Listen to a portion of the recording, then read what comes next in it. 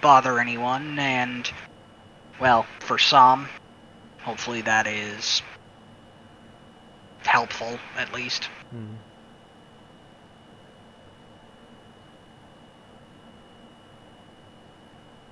Oh, that's right. We don't have a sky. That's... What? We don't have a sky in the game. That's who's missing at the bottom. Oh, I thought you were like, it was gonna show up, but I heard 2 people join. Made me think there was a ghost in here. Oh no, I was looking at the bottom and trying to figure out who wasn't in-game.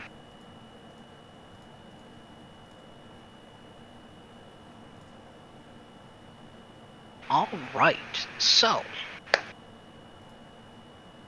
Welcome, everyone, to the world of... I forgot how to pronounce my own world name. Ennotara. A world that finds itself abundant in magic. So much so that it is regularly affected by what people have come to call the winds of magic.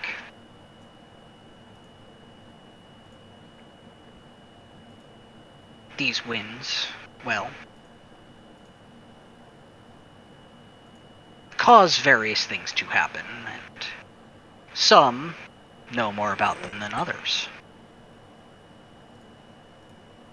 You have all gathered in the town of Bjarnhofen for your own reasons.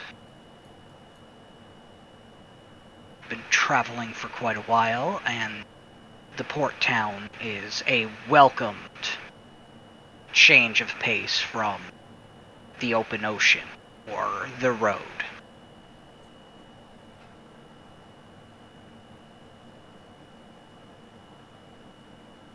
You are all just making it to Bjarnhofen, so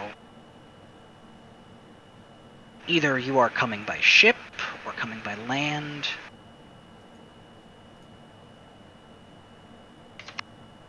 Everyone,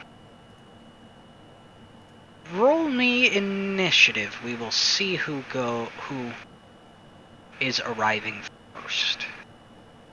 I think we need tokens for that. You can pull your characters out onto the map. Okay. Because you have tokens. Because I am prepared.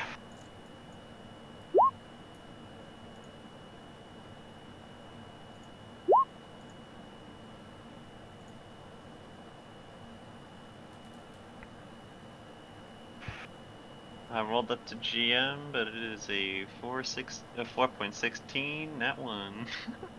Awesome. The opposite of yes, what that one. the opposite of what Lucas got. Yeah. Yes, and I can see it. So, that being said, Dr. Silverwind, Yes. how are you arriving today?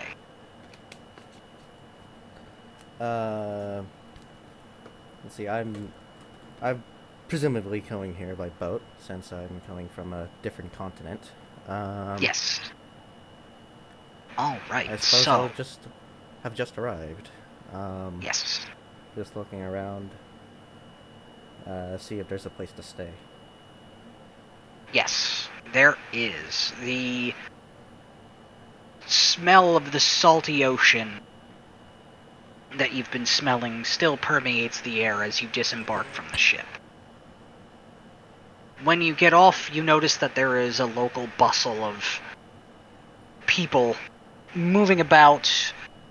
Looks as if this might be a village that is big on fishing and other sea-based industry.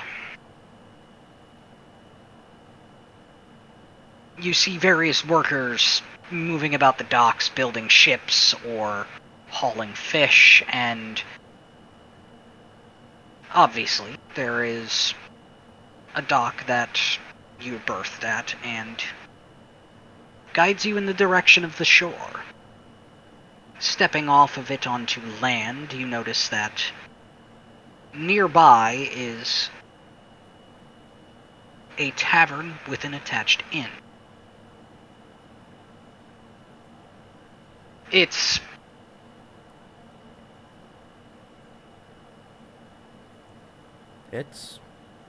yeah, sorry, naming thing on the spot. Its sign says the Trusty Trout. And it looks to be a well-traveled inn. Alright, let's enter then. Alright. So you enter, and you feel, as you enter, the cold of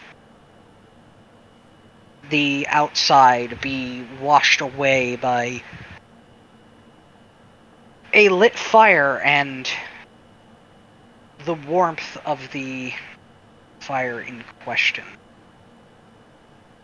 Inside this tavern, there is obviously a bar and a few tables at which to sit. Patrons are sitting in various chairs, drinking, eating, doing all the usual tavern things, and between the fire and the food being cooked, it smells delightful in here. What do you do? Well, might as well go up to Keep and order something. Alright. It is a relatively gruff-looking human man. Looks to be fairly well built and is doing the barkeep forever, cleaning a glass. What can I get for you? Just gonna get just a water for me. Alright. One fresh water coming right up. He turns around, grabs a different mug, and one of the barrels behind him, he opens the spigot and pours you a glass of fresh water. Thank you, kind sir. Should be nice, cold, and refreshing. Water comes straight from the ice caps.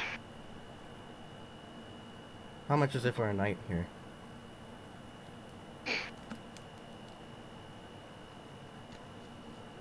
It depends. Do you want one of the nicer rooms, or, one of the more, homely rooms, we'll say? Either works. Doesn't matter to me. The homely rooms are 2 silver, the nicer rooms are 5 silver.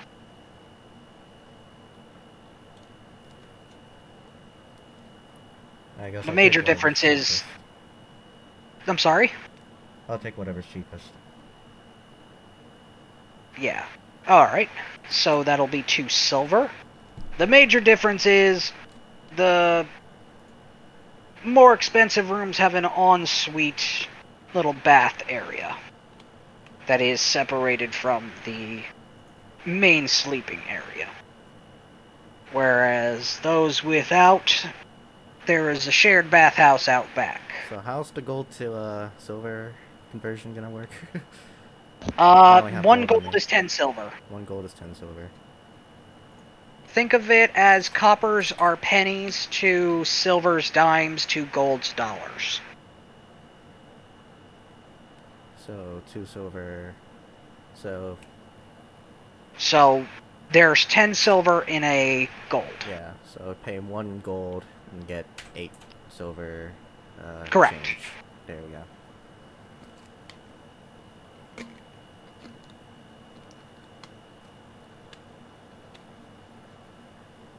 Alright, so now we will move to Jico.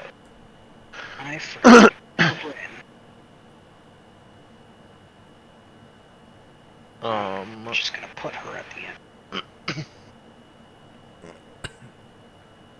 Jico came from the brown one, right? Yes. So I imagine Jiko has been walking since he's coming really from fast. the more landlocked area of the country. Yeah, probably. Either that or by horse. Like, you can. Would he use a horse? I guess he could have a horse. How much would a horse have been?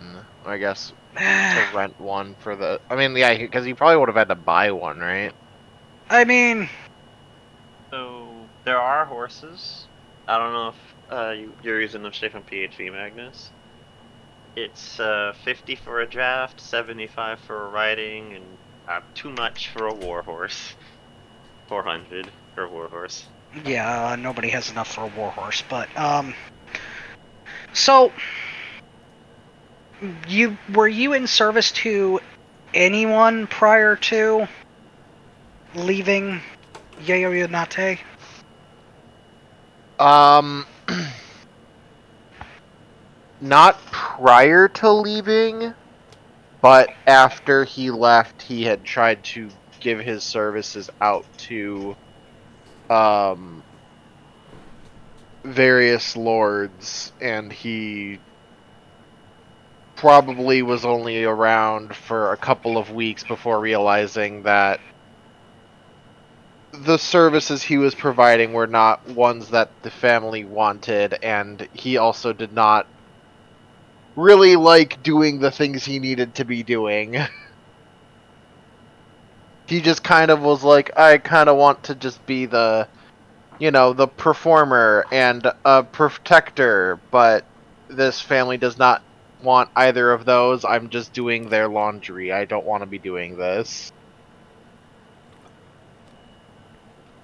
So I imagine whatever families he's left it probably gave him very little if he was there for long.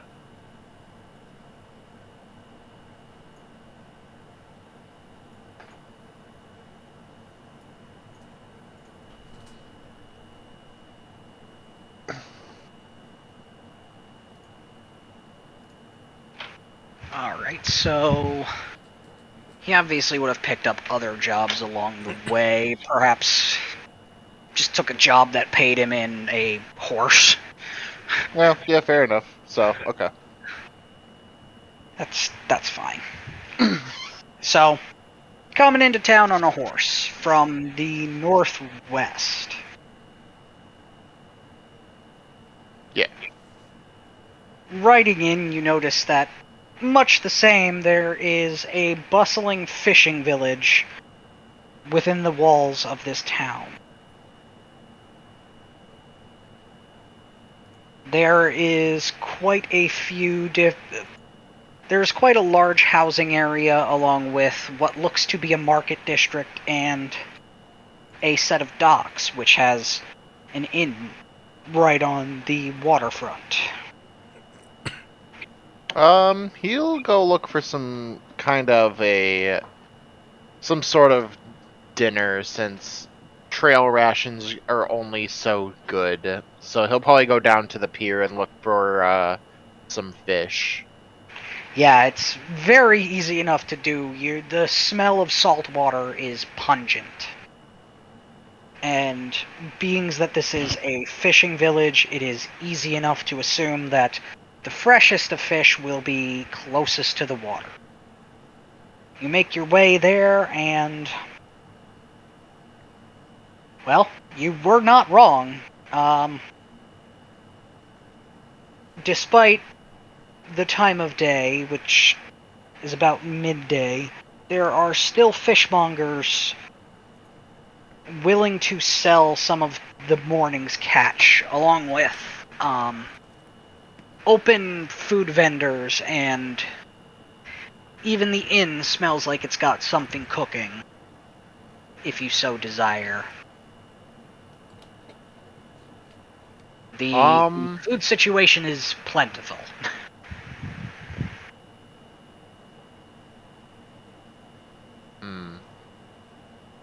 I think yeah, of course, a cooking kit is one thing he just does not have. Yeah, fair. He's not proficient with cook's utensils, so um, he is probably going to go to one of the street food stands and see what is selling the best salmon related dish. All right, so roll me roll me a perception check, please.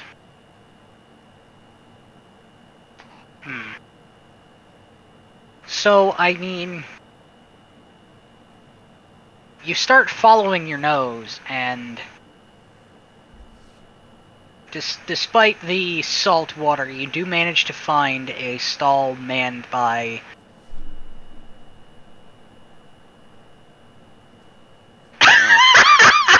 God damn it, Raj. Anyway, you do find a vendor who is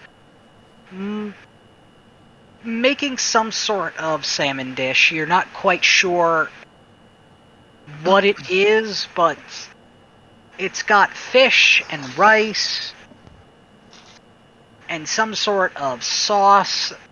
So it's definitely not fish and rice like you would get back in Yonate, but it's still got that sort of familiar feeling because of its composition. Mm-hmm. The salmon, unlike at home, is seared, and the rice has some... basically think of it as rice with sauteed vegetables. Okay. With a sort of appropriate gravy for fish. Okay.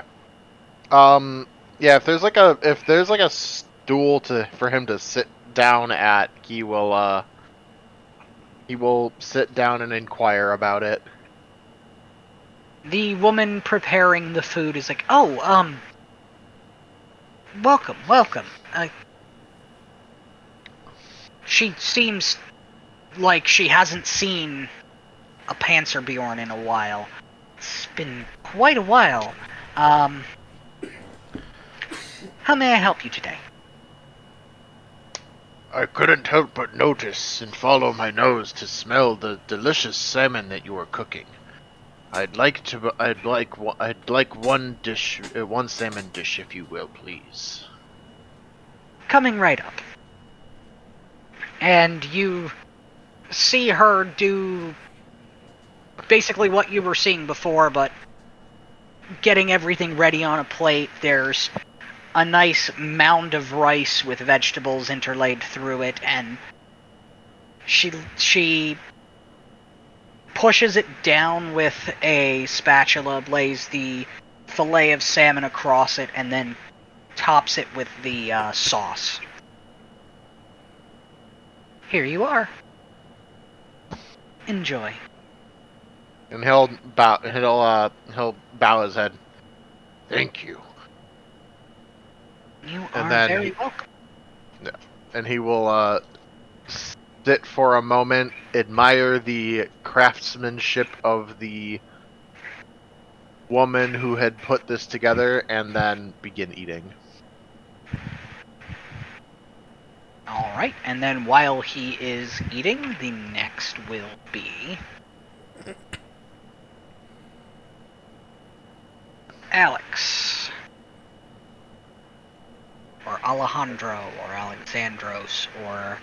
How are you pronouncing that? So, common version of the name, Alexander. So, Alejandro's just more of like an elven way to say it. Okie dokie. So, Alexander.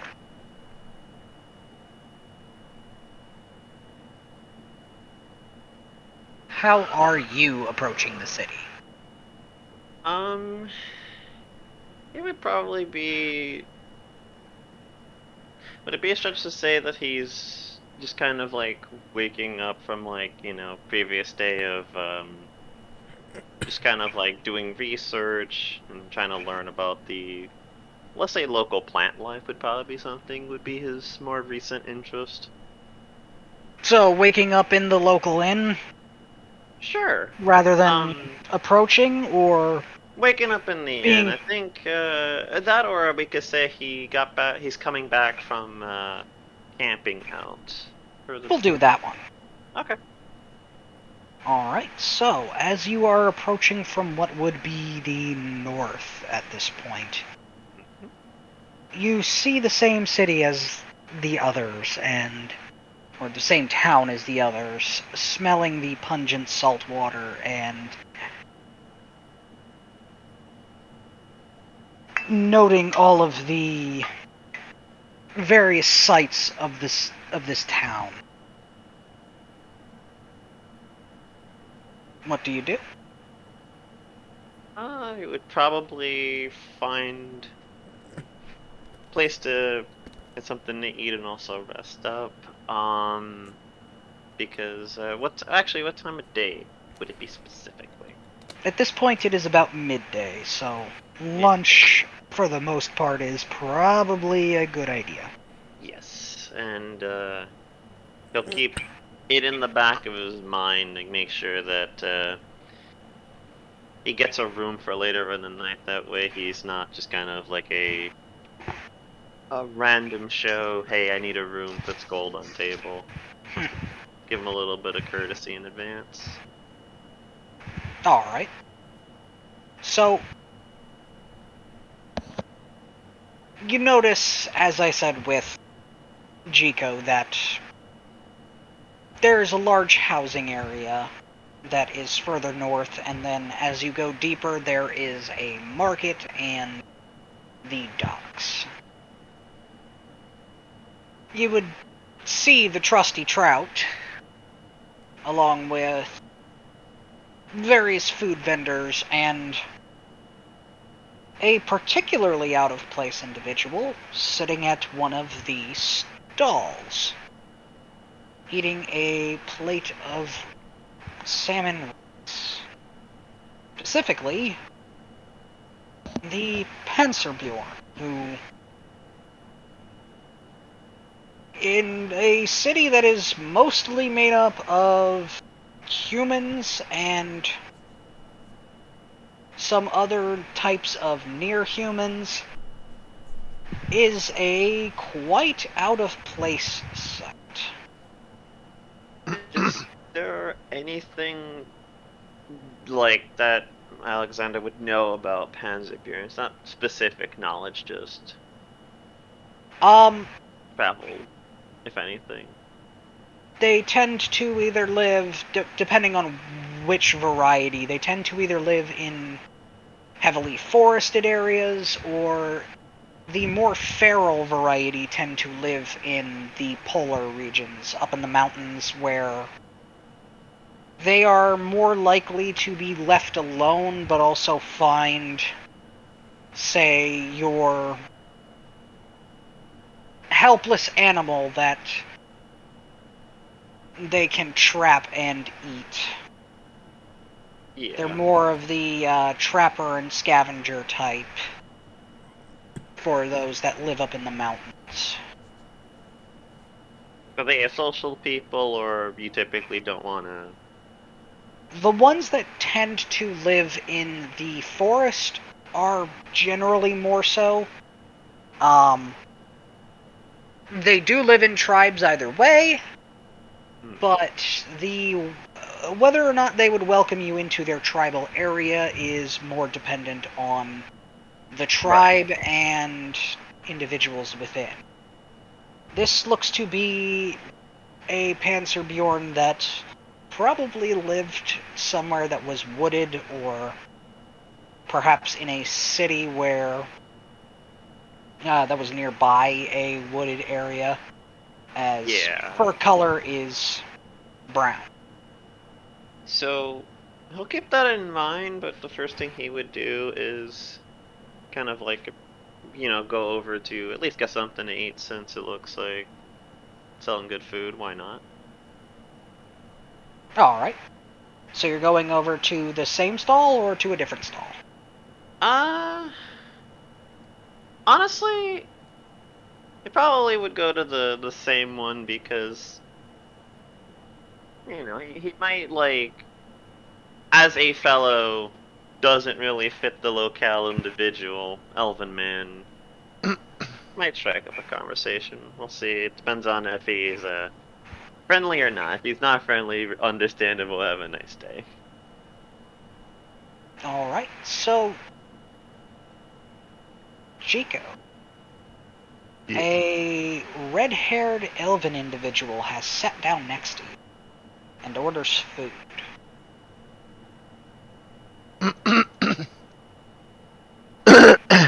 Jico probably has his mouth full with a bite of food, and he's just like, "Oh, welcome, friend." Oh, look over and say, sorry, I didn't quite catch that. And he'll wash his bite down. He's like, "Excuse me, welcome, friend." Thank you. Um, not every day you see a Panzerbjorn around these parts. Bit of the same for me. Brings you here. I am searching the land for, well, part of my family's duty is we are bound to be dutiful to a noble house, and I've been uh, not really enjoyed the couple of houses I've tried to pledge myself to since I've left my home. So I'm in search of I'm in search of a noble house to serve that I can be a protector and hopefully an entertainer too. Oh, performer. Well, I'm sorry to hear that you haven't had luck so far. It's a matter of time, though. I think many people would be a fool to turn down someone that's willing to pledge themselves so wholeheartedly. That's what I also tell myself. Hopefully I can stop hopefully it's not just taking care of their infant children or doing laundry. He'll give a nod to that. Um, does uh does Jico look like he's got any particular weapons on him?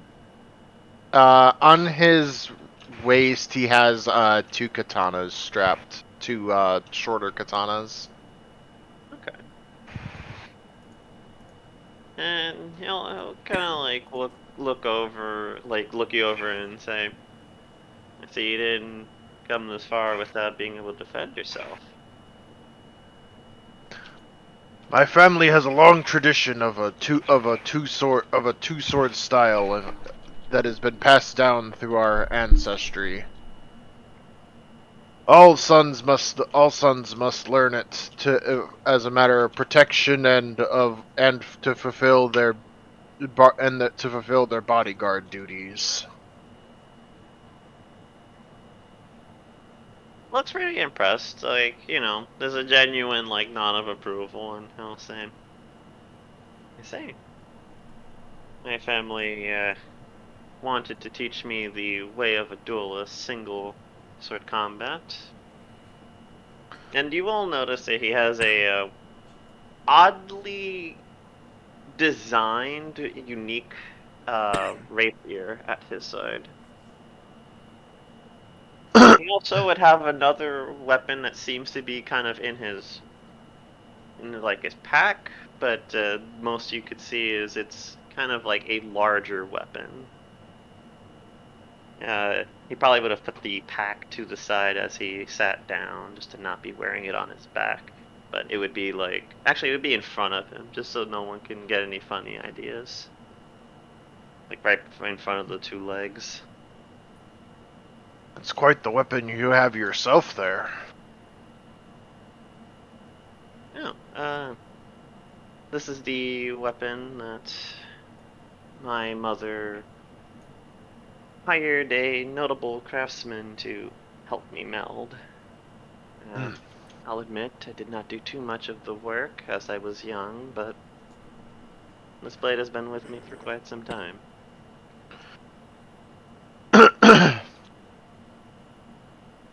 I can appreciate good craftsmanship where it's due. You mind if I take a look?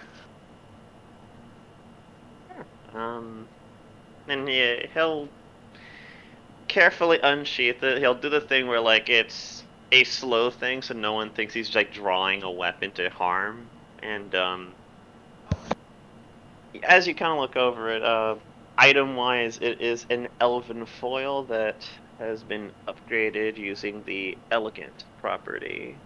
Basically makes it a little more precise. It hurts a bit more when it stabs. There is also elven engravings along the... Magnus, what do you call the part where you grab it? The wrist The guard? hilt?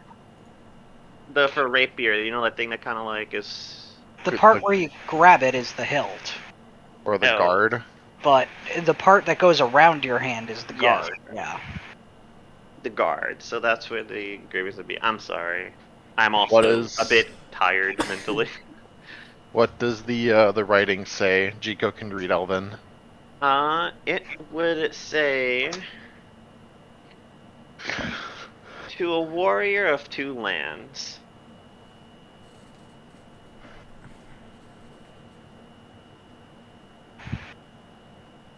And if you kind of like turn around, there is another set of engravings that say the equivalent of may you stay safe always.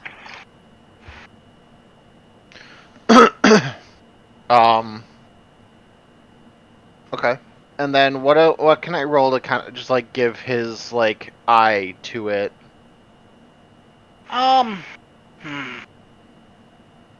Do you have proficiency with smith's tools? I do. I have Alright. expertise with them. Ah, okay. So, roll me a... You can roll me a wisdom or intelligence-based smith's tools check.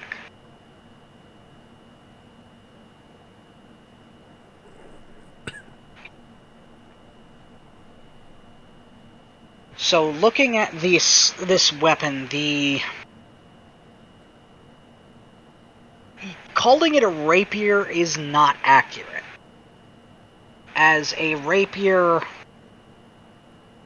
while filling the same niche, the blade of this is longer and more slender, but also lighter. You can tell that, as the property is described, it would take a great level of precision and point control to accurately use this weapon. As far as the craftsmanship goes, the blade has seen use, but you can see that it was, prior to seeing this hard use, a fairly polished weapon. It does look as if it was made by a craftsman of some skill.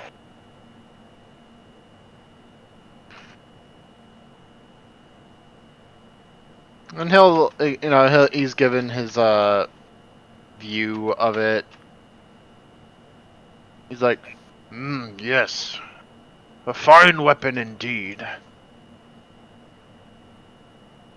It's almost like it's a giant oversized sewing needle.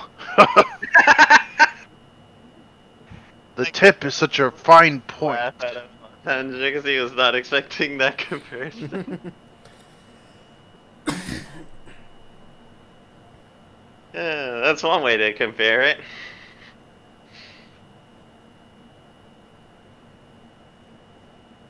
But, honestly, I'm, glad to see that you can appreciate the craftsmanship. I've There's only a handful of people that can see the weapon for what it really is. Yes, well, I'm something of a craftsman myself. Oh. Yeah, I'll kind of look to the swordsman back to you and say, "Did you craft your own weapons?" My weapons, no, but this armor is all my own. Oh. And Something we learn as when we get to adulthood is how to craft our own armor. he gives a bit of he nods respectfully. DM, like, what type of armor does it look like, at least at a glance? Because I don't think he would be able to discern specifics. Um, so based on the way it looks, it defies classical classification. It looks,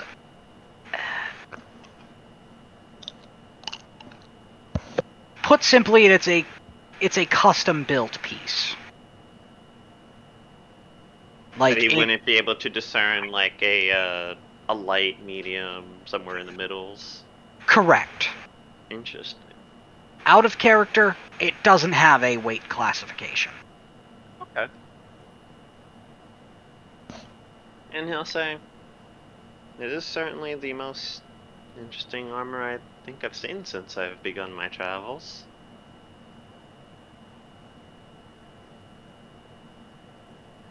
It's a Also, lo- it's a long Penzerbjorn tradition of our people to make iron made of or to make armor made of of sky iron.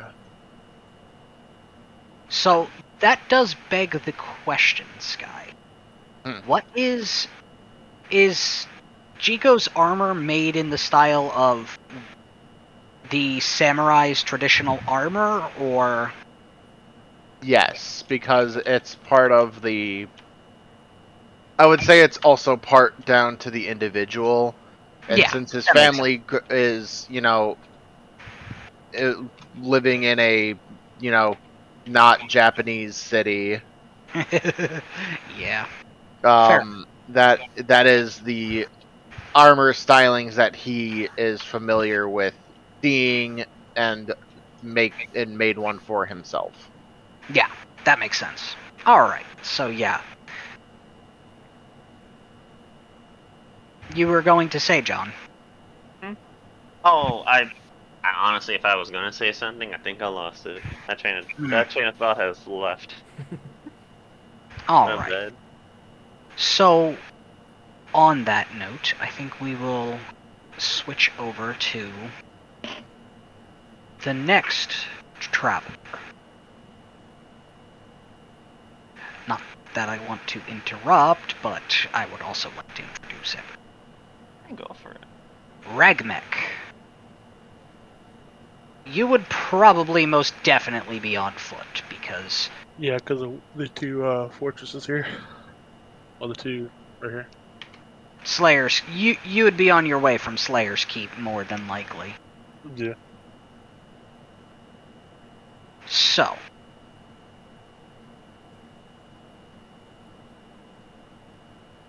you have come in. What has brought you to this town? Just exploring, trying to learn new spaces to find better, stronger creatures. All right. So, that being said, you make your way into the city, and same as everyone else, you see the housing district and the various. Deeper in, you see the various food stalls, the inn. You've been traveling for quite some time, and I would imagine long travel as everyone else. You are either No, I'm going straight to the end. I'm doing the dwarven thing and grabbing me some ale. Fair enough. I figured it was going to be one of three things. So you make your way to the Trusty Trout, and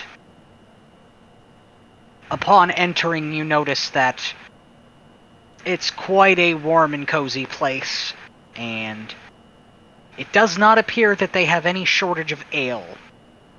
The barrels that seem to be along the wall behind the... excuse me. Behind the bar are... look to be flowing. So, He's gonna walk up to the bar and like hop up on a stool. as you approach the bar, you notice that there is an individual who stands out as clearly not from here, sitting at the bar close by. Rank Mech would kind of like eyeball him over, like interesting figure, as he talks to the innkeeper, Barkeep, but yeah. barkeep. Yeah. The barkeep comes over and says, "Welcome. How can I help you?" How much for your finest ale, good sir? Finest, I see. For... well, finest ale. Or how much for your ale? Let's just be like that. Fair enough. We have quite a few different drafts on stock, and, well, the finest... well, the finest mixes in some of our highest quality meat. And that is, well, that is an expensive brew. But 3 copper for a pint of ale.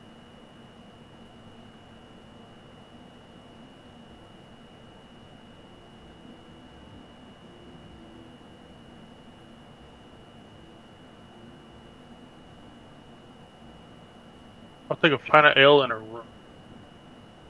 Alright, and for this room, would you like it to be a larger room with an ensuite bath, or would you like one of the smaller and less expensive rooms? I'll take one with the on-site bath. Alright, that will be 5 silver. 5 silver, 3 copper.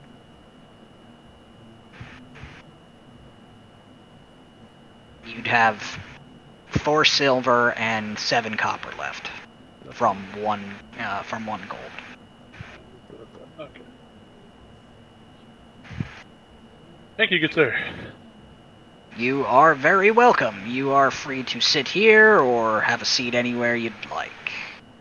He kind of like, the dwarf kind of like looks down at the ground. He's already hopped up in the stool and just like, fuck it, I'm just gonna sit here. Fair enough. He's already put the effort to jump it up. I mean, I don't imagine it was much effort, because jumping is strength and, well... Oh, well, you know, dwarves don't like bouncing around all the time, but... sturdy boy dwarf, though. So... he keeps on eyeballing the other figure that sticks out like a sore thumb. So... Doctor, do you notice this dwarf who just came in with bright orange hair and beard? Just eyeballing you. What do you do?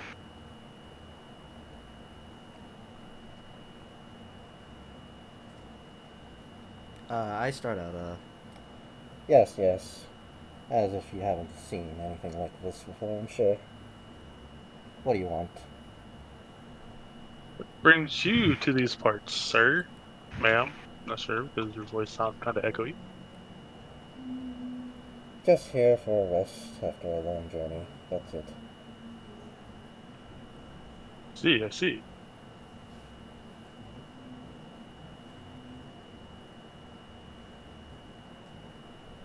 What brings you to these parts? Just traveling around, looking for strong foe.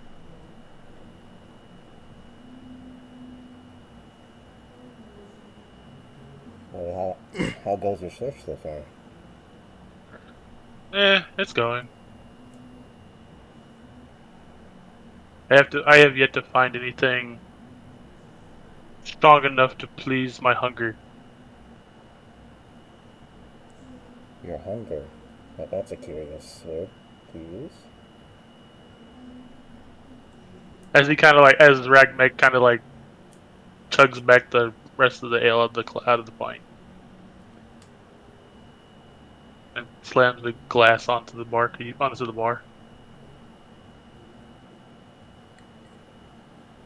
Finished that quite quickly, haven't you? Oh, that was just water, or what tasted like water. Barkeep looks to you. Hey, that was perfectly good ale. I never I- said it wasn't. But you forget, I am a dwarf. We make the finest ale.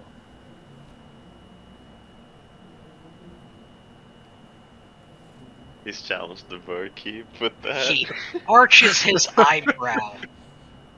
Oh, really? I guess we shall see, shan't we? Yes, we shall.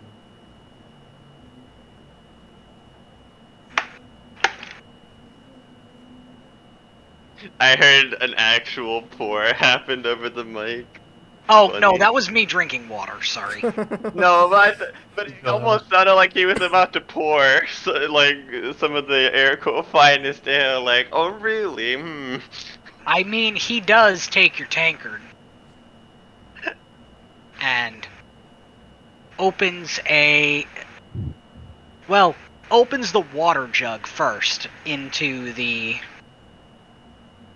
tankard and swishes the water around to get any residual cheap ale out. Tosses the water into a wastewater bucket and then goes over to a small barrel that is, if you almost might not have known it was there had he not gone to it. It's nestled behind all of the other big barrels. Yeah, Ragmeg kind of like watches him, like, where the fuck is he going? He comes back with a tankard full of something entirely different than what you just drank. So Ragmeg would smell it first.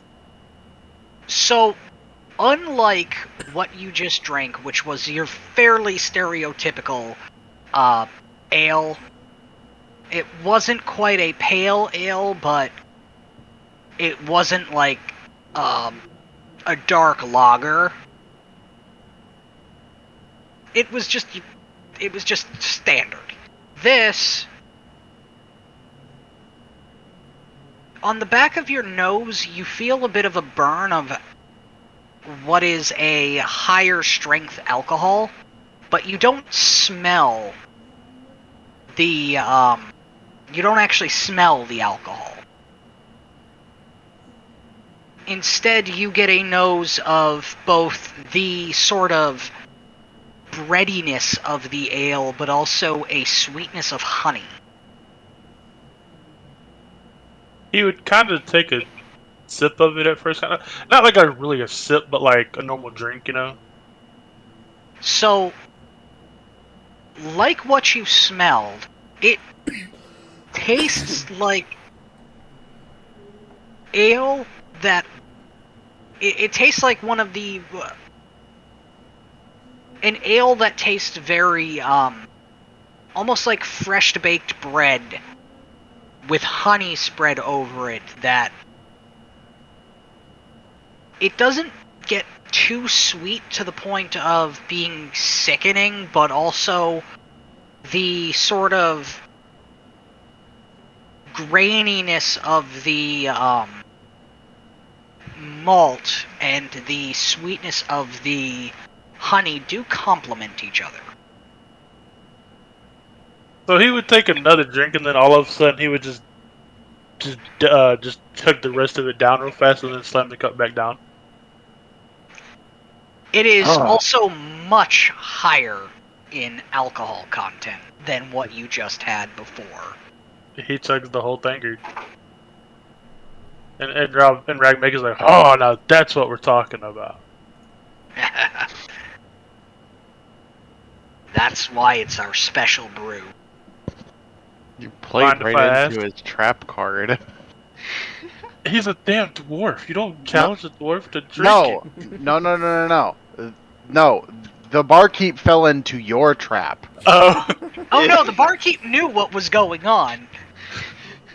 He wanted to prove the dwarf wrong because there's a certain level of satisfaction doing. So they're pretty stubborn, man. Ragmek came in asking for his finest brew, and then he's just like, "Oh, I'm hyping up my big brew," and he's like, "Okay, well, like, I'll just have whatever the regular stuff is because you're gonna make a big deal about this, I guess." And now he's having the good stuff anyways. Oh my god. The barkeep does look to you. The first one's on the house. Tell your friends. Mind if I ask what it was made of? I could smell some of what was made in it, but I would like to know the ingredient. We harvest some local grains that make up the ale, and I know someone who harvests some honey from some lowland bees out to the west. We make an ale from the grain and a mead from the honey. And then, depending on the exact strength of the flavors, mix the two and, well, I think I've gotten decently consistent at retaining the flavor. The next time I make a brew, I'll bring some around to you. He holds out a hand to Ragmek. Perhaps we can make this a good trade partnership, aye? Hey, he goes and like grab like his real thick, like small hands that he has as a dwarf. The barkeep has a surprisingly firm grip. As he shakes your hand. How much was that? How much is for that? Well, that tankard is normally a gold piece. He'll hand him a gold piece for another tankard. Coming right up. Glad to see you enjoyed. Ragmak, if you want to make me a history check as to why this brew might be that expensive versus the 3 copper for an ale, make it with advantage. Where the fuck's my character sheet? Oh, there it is. Shit. Give it one more roll to make it with advantage. Yeah, okay. So, you would know that in the Dwarven Keeps, mead in and of itself is almost impossible to get because honey is such a commodity. Down here, it still seems like it might be commodified in that way, but also, well, they have enough to make alcohol out of it, so they probably have a little more than up in the keeps. So But- in other words, Ragnek needs to get some money. Gotcha. Yeah. You think that if you could come to a business agreement with a brewer that makes mead, or this specific mixture of ale, that you could probably make a decent side hustle out of selling it up in the keeps. Probably gonna talk to this bartender a bit more. I mean, he did offer a business arrangement, Exactly. because he knows what what dwarves can drink. Exactly. And from a compliment from a dwarf, it's pretty good shit. Exactly. I can make some of this and take it back to the keep. As he kind of mumbles. You notice a smirk on the barkeep's face as you say that. We could make a killing.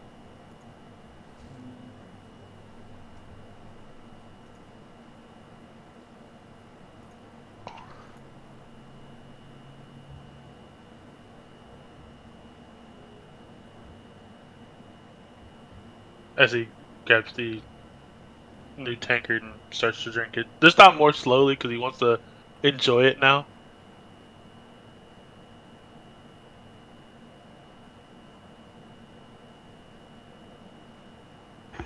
Yeah, and as you take your time and enjoy the ale,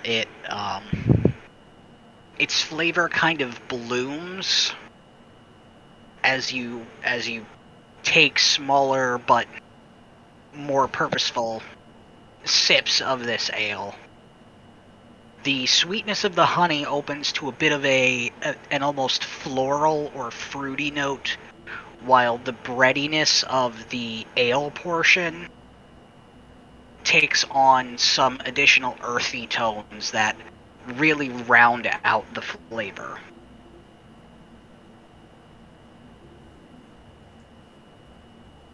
And yes, Ragmag does have brewer's tools or supplies, by the way.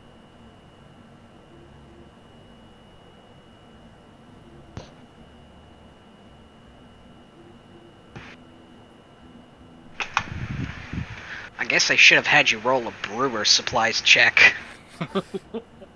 Oh well. Yeah, I mean, I gave you advantage, so... on average, I think it averages out.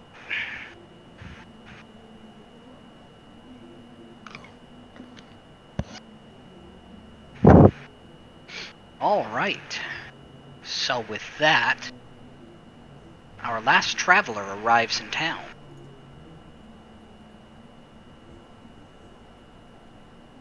You... For those that are outside, as this last traveler comes into town, you really can't miss her. Dressed in a very bright red with a very large hat. Depending on your opinions of fashion, you might consider it a bit gaudy. But she also does look to be a traveler of some martial ability. Sword on her hip, and is being escorted by a more heavily armored individual who is carrying a rifle.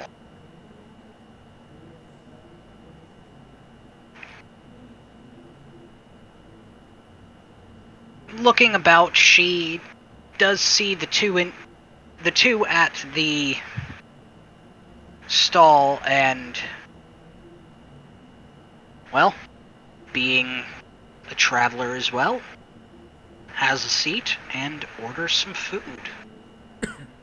Hanging her hat from a peg that hangs from the top of the stall. Fair enough. Also, I caught up to that train from earlier because remember I said it left. I caught it. Oh? I was gonna do two things. I was gonna ask if like do elves know anything about the I think you called it Sky Iron, or is that just Yeah. like a completely local, really unspoken thing? Roll me a history check. Whoa. Make sure I don't do it to GM this time. I mean, you know it exists, but unfortunately, if there is knowledge of it, It's one of those things that you haven't come across it yet. Yeah, especially if it's like more of a this continent thing. Checks out. Yeah. Almost would have asked for disadvantage if that were the case. So, I mean, it's... Yeah, I mean, it's Somehow, more it of a... seems like there's Sky Iron anywhere where the, Panzerbjorn are. Okay, so he would know it's a Panzerbjorn thing, but he probably hasn't really spoken to many Panzerbjorn. Correct. Like, the association between Panzerbjorn and Sky Iron is there, at least. Okay. And the only other thing I was gonna mention before we transitioned was he was gonna ask if Jika would be interested in sharing more of his craftsman expertise, and maybe for the exchange of alchemical knowledge, since he is a bit of a brewer. That was it. I didn't want to take away from the transition to our last party member, because I was like, wait a minute. Oop, I'll shush. You're good. Maybe you could. Maybe you like start saying something about it, and then she sits down.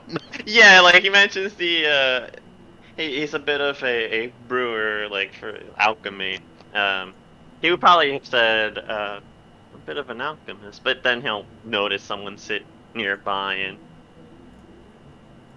he'll look over, and he very clearly is like, you know, interesting person, gives a bit of a nod of approval, but isn't gonna bother her while she is in the midst of ordering her food. Yeah, Jiko will also give her a very polite head nod, and like, oh, welcome. The salmon that she makes is incredible. I think I will take that suggestion to heart. I'll have what he had. The woman nods and prepares another plate. Good afternoon, gentlemen. How are you this afternoon? Traveling as well? Yes. We were just talking about our different interests. I just came in from a bit of field research, the local fauna. Sorry, the local flora. I always get those mixed up as a person who's out of character. That's fair. Yeah. Hmm. An herbalist, huh? I think it's a bit of a nod. Gotta know your herbs if you're gonna brew potions that are worth something. Same with anything else, like ointments.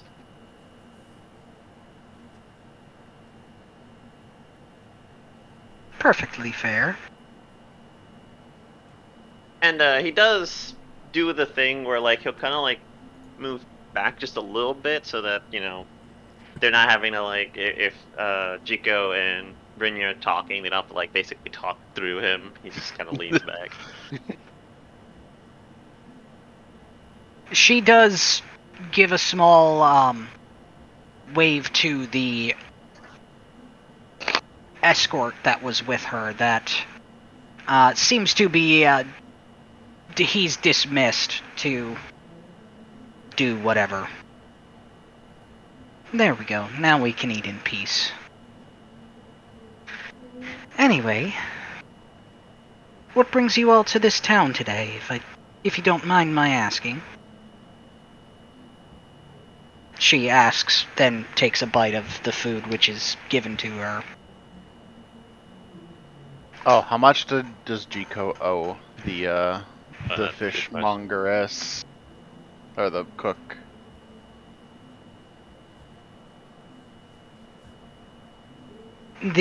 So if he asks, the meal would cost 1 silver. Okay. Actually, no, that's a little too much. 5 copper. Okay. Well, he's gonna give her a silver anyways. For the excellent food. Alright. She happily accepts and says, "Oh, thank you. That's very generous of you."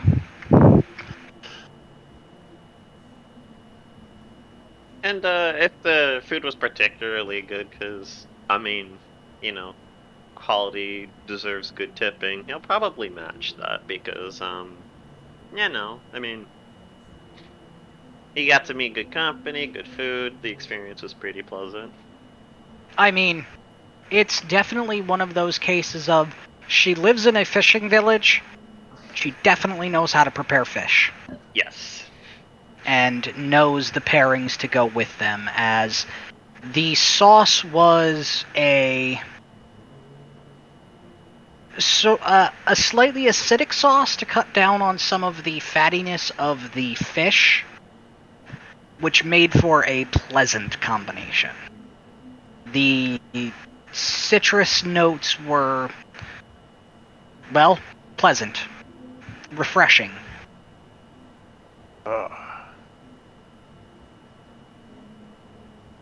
I, as to answer Bryn's question of why we're here, Jiko is like, as I was telling my our fellow customer here, I came from the northwest, riding in to hopefully fulfill my family duty of pledging myself to a loyal or to a noble house. I see.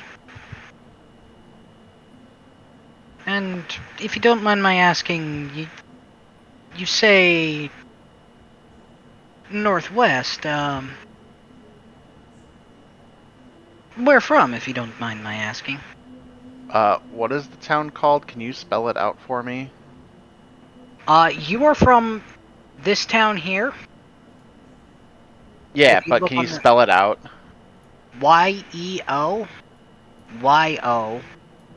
Yeonate. Yeo Yonate.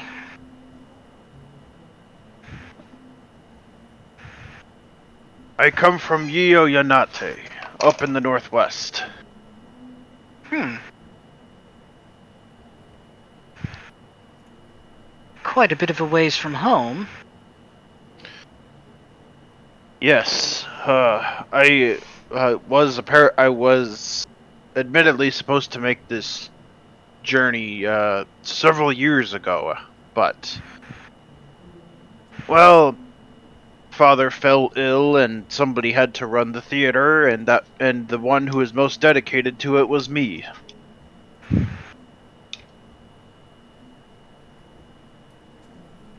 Hmm. I see. So I am only now able to fulfill my to I'm only now at most able to try to fulfill my duty of pledging ourselves to a loyal house, to a noble house. I'm not sure why it's such a big deal in our family, but if I could find if the family I serve is something that is, well, honestly a little more of a warrior house, or at least someone who appreciates the fine arts. Well, you are most certainly in a good area for both. Uh, this country, we have quite a good history of a unique style of art of our own, and, well, you'll rarely find a citizen who is not also someone able to hold their own in a fight. Kind of art is what sort of practices are in this area for art? Well, dancing is one. Both dancing in the more traditional sense and a sort of sword dance would be the way I would describe it. It's almost a combat style in and of itself. I might have to find somebody who knows this. It might help my chances out if I stay in this area. I just so happen to know someone. I could give you an introduction sometime, though we would have to go up to my home city of, Marinea. Oh, that'd be most.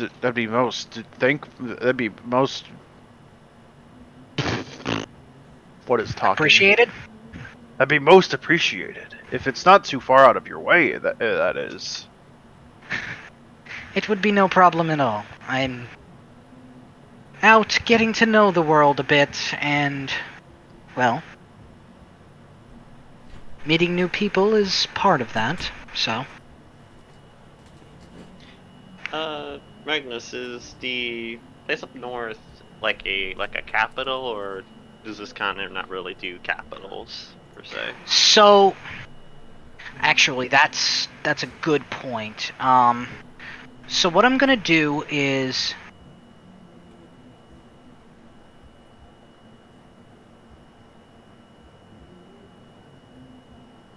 the cities that are going to be the size of a full box are capital cities. The capital city is going to be named as the Empire. So, Ennotara is the capital of the Lateran Empire. Okay. Yeyonate is the capital of the dynasty of the same name. Marinea is the capital of this kingdom. And then smaller towns like Bjarnarhofen here is a town within that capital's jurisdiction. Yeah.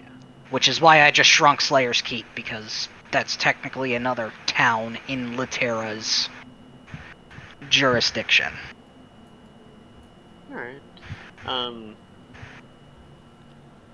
Well, Alejandro take a bit of interest in, say, from the capital. Why, yes, I am. Well, I heard a little bit about the capital, though I've yet to visit. I've only recently come here within, I would say, less than a month. Nearing one, though. Well, should you decide to visit, I would be willing to show you about. If you're looking for anyone in particular in the city, I would be glad to assist you in finding them, or providing an introduction if necessary.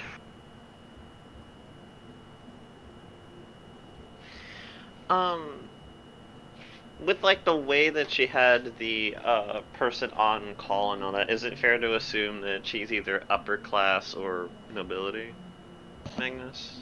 From, like, Yeah, the social she's language? definitely got some sort of power. Okay.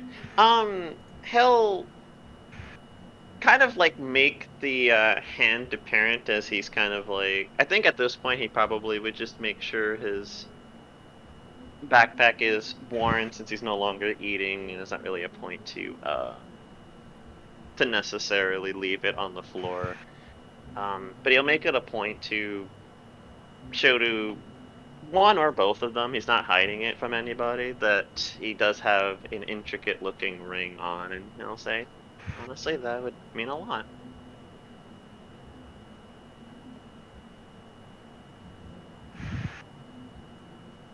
Does Jiko notice? No. If Jico is looking, you might He didn't notice. Yeah, that's nothing. You'll probably notice later, but he's not being like, "Hey guys, I'm nobility, so no, Yeah, he's not gonna do that." she's not wearing any particular heraldry beyond her clothing. Yeah. Aside from his signet ring, he's pretty much like normal elven attire. Like it looks good, slightly upper, but you know, just means he threw a couple of gold into what he's wearing. That's about it. Um, yeah.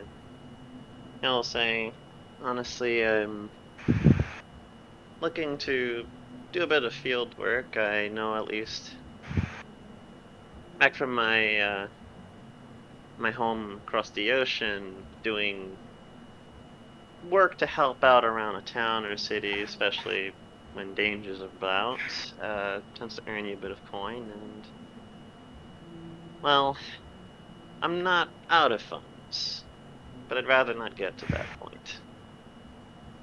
Favor of the locals also helps. It does. As a matter of fact, there was a bit of an argument that happened the other day. You mentioned that a lot of the people here can defend themselves. A couple of, I believe they were teenagers, were arguing about styles. Yeah, almost came to fisticuffs before I had to talk down the piece. They were very confused when an Elven man decided to point out logical fallacies. Styles, as in styles of fashion or styles of fighting? Fighting. And he'll kind of like lean back a little bit and he'll say, they were arguing amongst themselves what was more important, a good defense or a good offense, and well, someone has to be honest and tell them both are very important. If one lacks on either, one will end up dead. Simple as that. I guess a bit of a nod to that.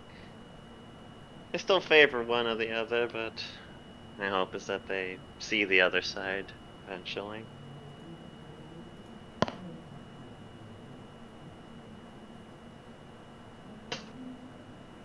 The absolute best way is to just incorporate defensive styles into your main fighting style. Completely agree.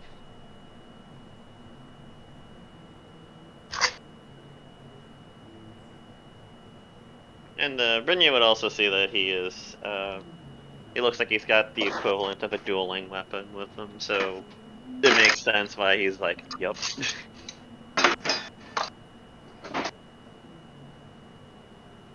Is somebody doing the dishes while playing D&D?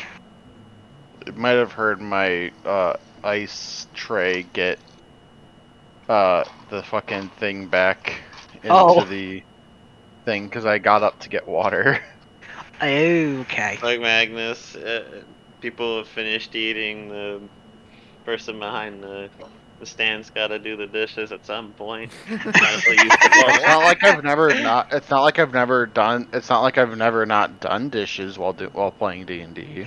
Oh no, I know. It's just like also 9:20 at night. Why are you doing dishes now? Yes. I've done them later than this. Fair enough. Okay. But yeah, But yeah. I know what you mean. But yeah.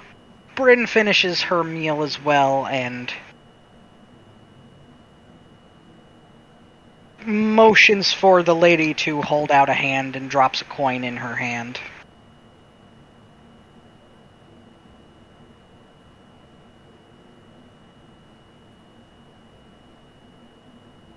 And then gives her the shh motion. Oh no. That being said, do we know where the local inn is by chance? I've been there once or twice. I've frequented two different places. I could show you to the one that's closer.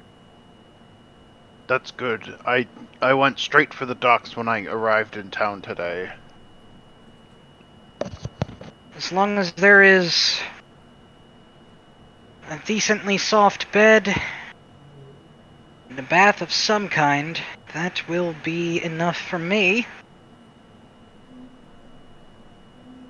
Alright. And, he'll basically get up and he is offering to bring you to the nearest one, which, could it possibly be the one that the others are in? It is, in fact, the one that the others are in, Wow. because it is just one block over to the west. So Bryn will get up and follow after putting her hat back on, and will motion for her escort to follow.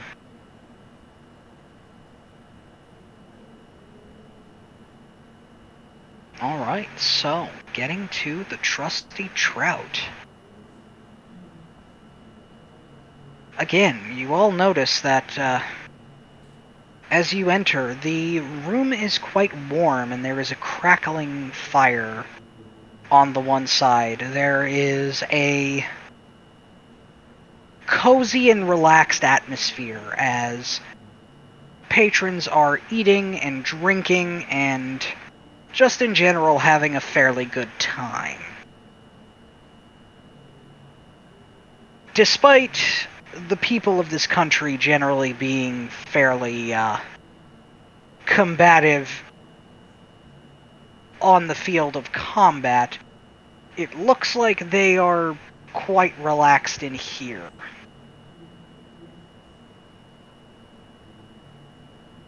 Upon entering, you do see that there are two other out of place individuals sitting at the bar.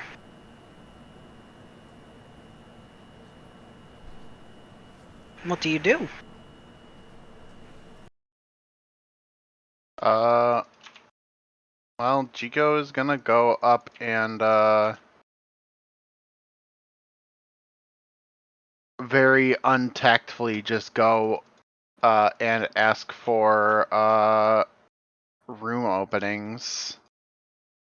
Walks up to bar. Room, please. So the barkeep looks to you.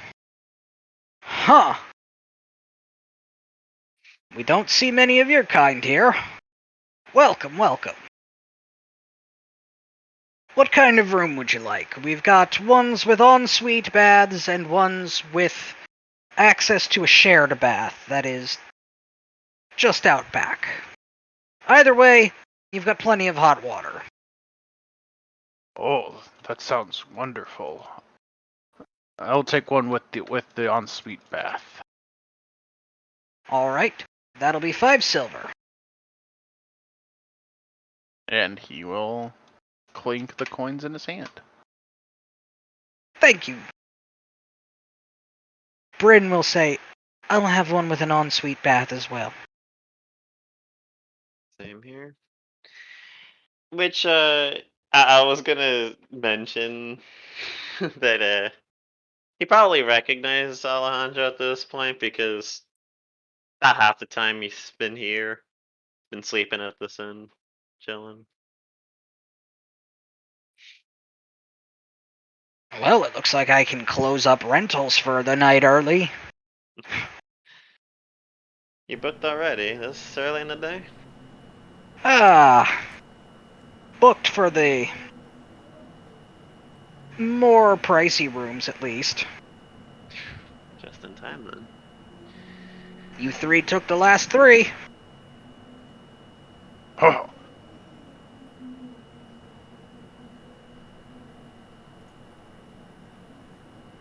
So, what brings you all into town?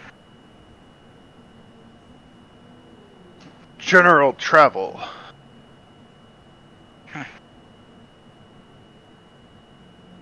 Judging by your attire, I'd say you are, what, from up in the northwest? I am. Very nice. I won't pry too much into your business, but I will say, welcome to... I need to remember the name. Bjarnarhofen. Welcome to Bjarnarhofen, one and all of you.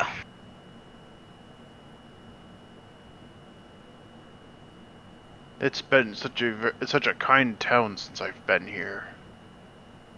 We do our best. Some of us are a little more gruff than others. Admittedly, if you make problems in my shop, I'll be one of the gruff ones. But, otherwise, have a good time, relax. Enjoy the mood, the ale. And, well, if you got friends, enjoy the company. When he says ale, Ragmek speaks up and is like, "You should get this other ale of his, a special ale. Great stuff." Well, again, I am glad you like it, friend.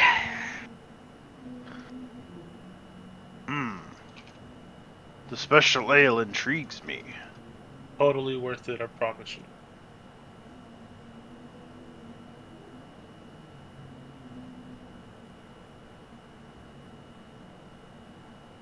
What is so special about it, my bearded friend? The flavor, the taste, the time and love that was put into it. Well, anything that gets a dwarf raving about an ale from so passionately must be good. I'll have one.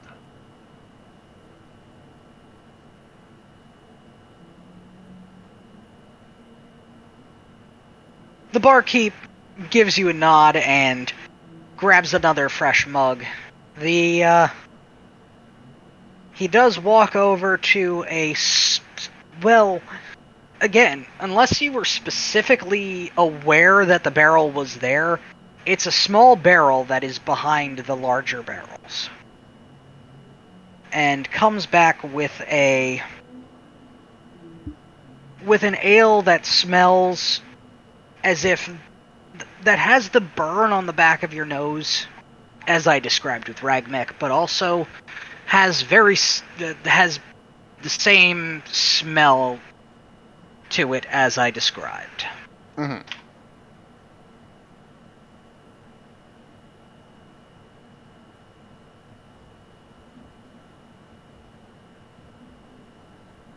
Yeah, and he'll kind of do a cheers with Ragmek and take a sip, and he's just, oh, it's like a fuck. Wait, what's a honey? Mead. No, I know, but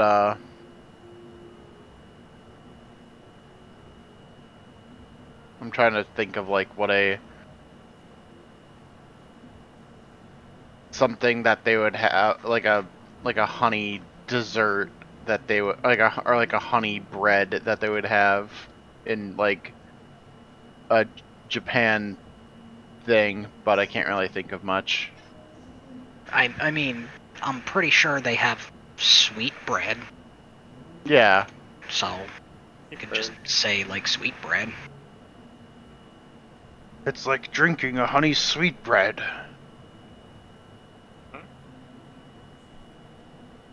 Oh, this is wonderful.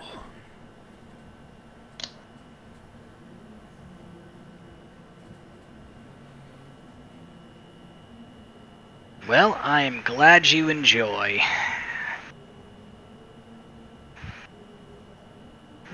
Bryn speaks up. I'd like one as well, please.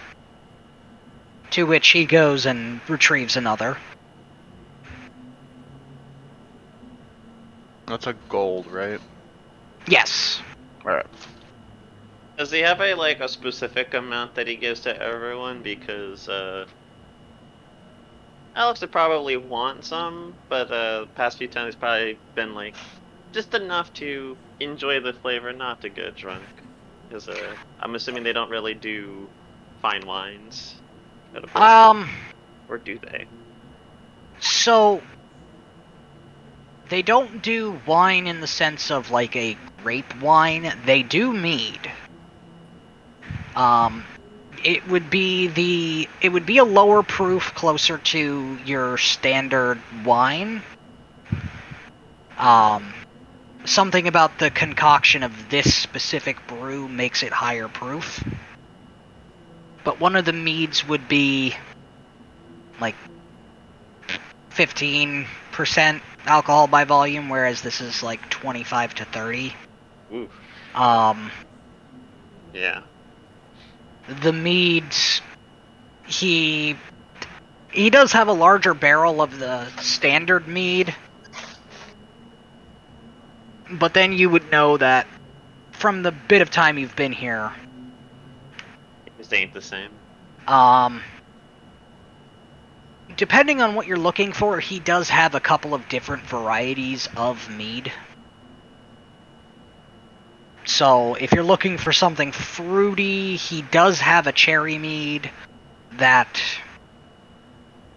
you've heard people speak about. That one is obviously fruity. A little more on the kind of gives you the sweet tart type impression, where it's got a bit of a sour bite, but then also is on the sweeter end of sweet versus dry.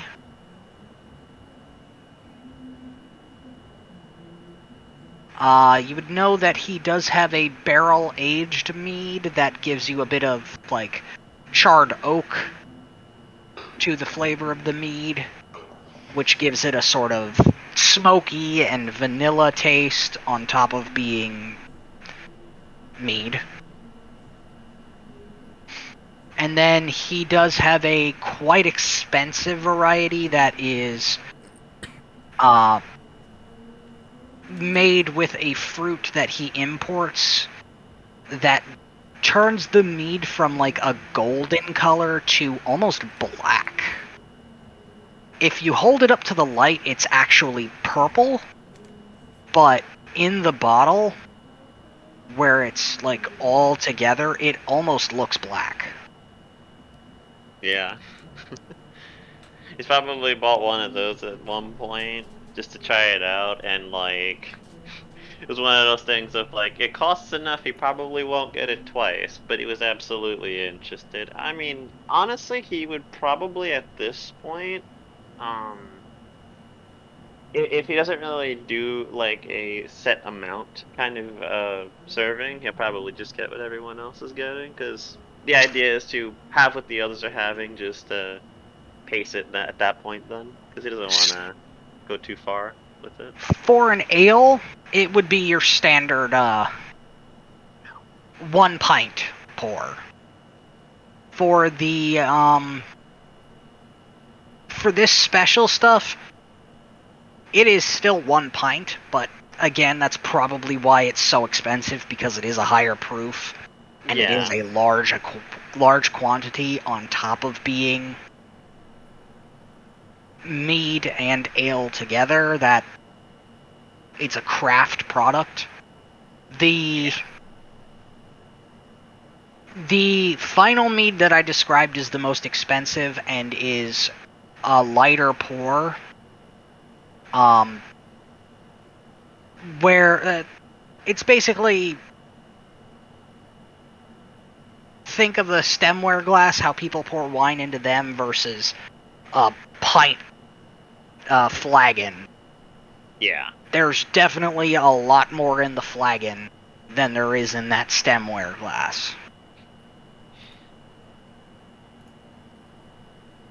And they do have different glasses for serving the What is actually, you know what is the price of that other one? Just because it might be interesting to let the group know of its existence in a sense, you know what I mean?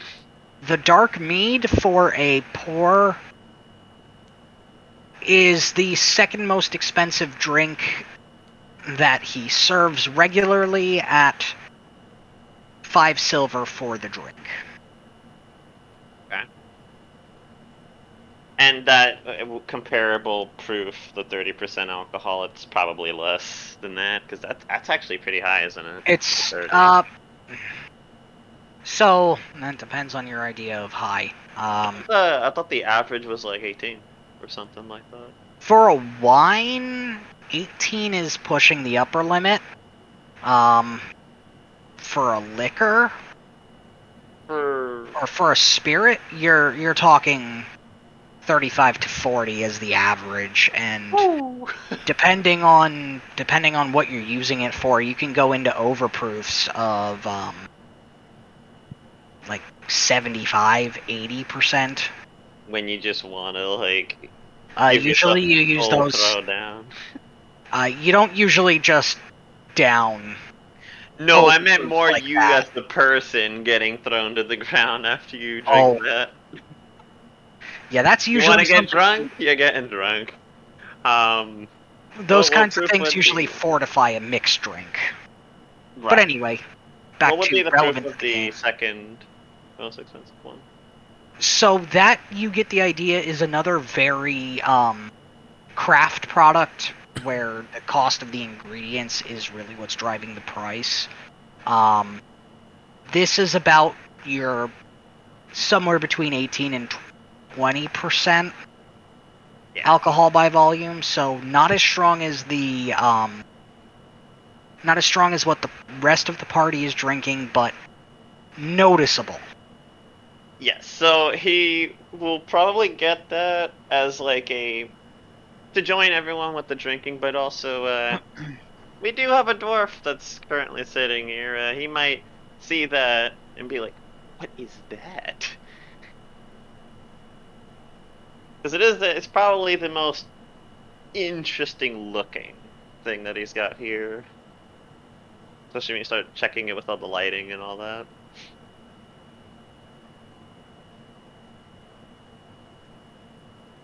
He said that was 5, so do that real quick. Meg kind of like tilts his head to the side.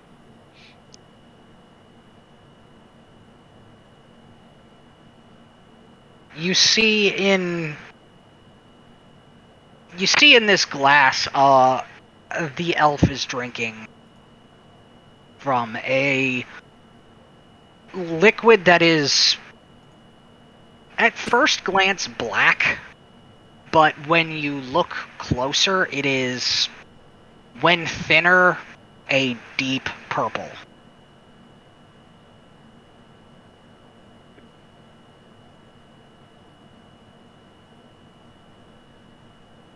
Oh, and for tasting notes of that mead, by the way, you get a fruity forward note that's followed by a fruity in the sense of it's almost some raspberry and some other, not cherries, but stone fruit, if you know what I mean by stone fruit, followed by like a bittersweet chocolate. Oh, that explains why he likes it. That is as interesting, and it does kind of fit the character. But he just kind of enjoys the drink while he's hanging out. He's not the most talkative, especially when I feel like the Panzerbjorn and the dwarf are just like really having a vibe together.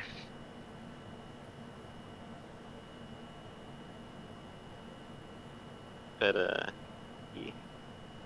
Sorry, I did not mean to ask that many questions about the alcohol. I know part of it was passion, but also I asked too many questions. Oh no, the meads admittedly are all meads that I've had. Like, I'm literally describing meads that I've enjoyed in the past. What's the name of the two that we got? The honey one and the raspberry one or stoneberry one. The one that you got was a mead. It was just called Black Label, 2018. It was made with black currants, which is a fruit that is kind of expensive, which is why that bottle was $30 for 375 milliliters, which is pricey Mm. for the alcohol content of it. The description of the one that the others are drinking is more how Vikings would have enjoyed mead on a daily basis if they did, where it was cut with ale. But it seems like this guy knows how to cut the mead with ale in such a way that the end product comes out better than either alone. Nice. So that one's not actually a mead in the truest sense. That's more like a pre-prepared cocktail that he mixes on site. The other two meads that I described, also meads that I've had. The cherry mead is actually really good. That one is actually just called Serpent's Blood. Hey, nice. That's an interesting name.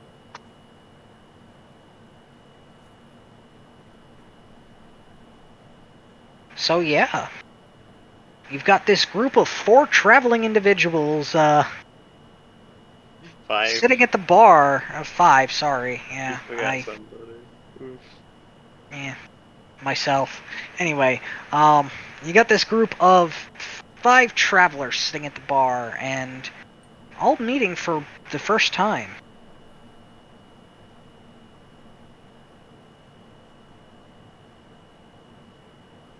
What do you all do?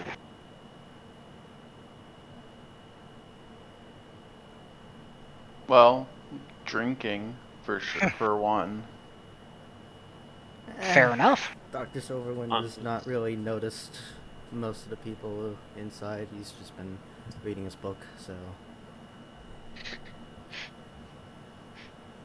Doctor's just here, like, big chill energy. Meanwhile, everyone else is just like delicious alcohol. Also, big conversation. um. Honestly, I'm sorry. So, does Doctor also look out of place for a particular reason? Yeah, the doctor looks out of place because, as far as you can tell, you can't see any. You can't see any skin at all. Oh, right. Okay. Like, the armor that the doctor is wearing looks entirely to encapsulate their body, and, well, there is no defining features to give anything away about who this might be. Honestly, he does not might help let either. the Panzerbjorn poke that one because that is armor, and he's heard he's an armor man. If he doesn't, Alex might after a bit of time, since you know. But he will just make kind of idle chatter with the others because, I mean, yeah, he's not super quiet. It's just me as a person. I don't really know what to say. Huh. Bit of a ragtag group we've got going on here.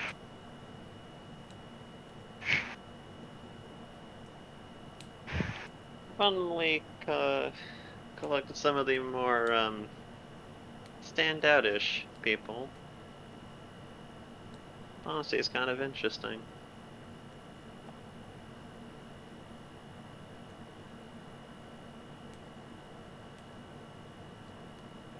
Brynja will look to the dwarf. What brings you here?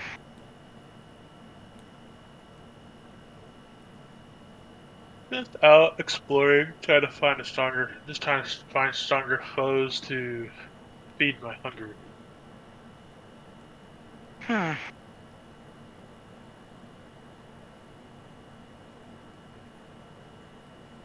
Any enemy in particular you're looking for? Monster, bad- man? Big bad strong ones. Ones that'll give me a challenge. Would you, Magnus? Would you call the people that are the more like aggressors, like the hobgoblins that like to claim more land, marauders, or would they have like a different name? So, I mean, it really depends on the tribe in question. The hobgoblins don't tend to be as warlike in this setting. Okay. They are closer to their Fey heritage at this point, and live on the continent directly to the south. Mhm. The marauding tribes in this area tend to be made up of feral orcs and goblins. Okay, so that would not be the right word. But what would you call like one of the like warriors without them just simply being called warriors? Do they have like a title or The warriors of what? hobgoblins like to Oh, yeah, like the people that are more like the not the town guard, the army that needs to be sent out when some bullshit's going on outside of the village slash city. You know what I mean? the general title of soldier still rings Soldier. fairly true. In general, it would depend on what their general method of battle is. So, Person that attack with big melee. yeah, I mean, they could be Soldier. called anything from knight to, if they are an armored unit, to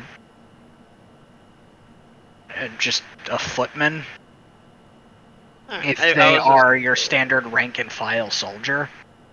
yeah, I was just curious if they had like there was like a structure or anything like that. But I'll say honestly that the way you're talking reminds me a bit about home.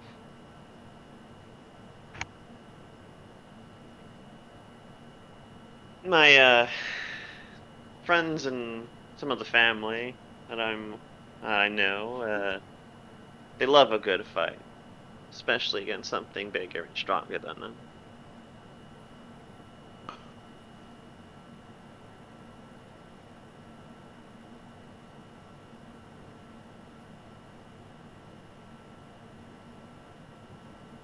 He's saying that to Ragmek, by the way. I'm sorry. Oh, sorry, what now? I was.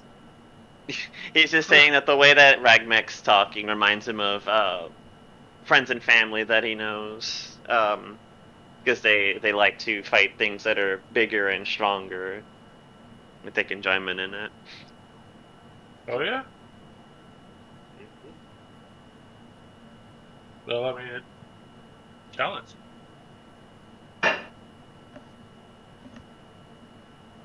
Honestly, when I first got involved with it, I didn't fully understand, but a good fight or two definitely taught me how the blood rush, the adrenaline.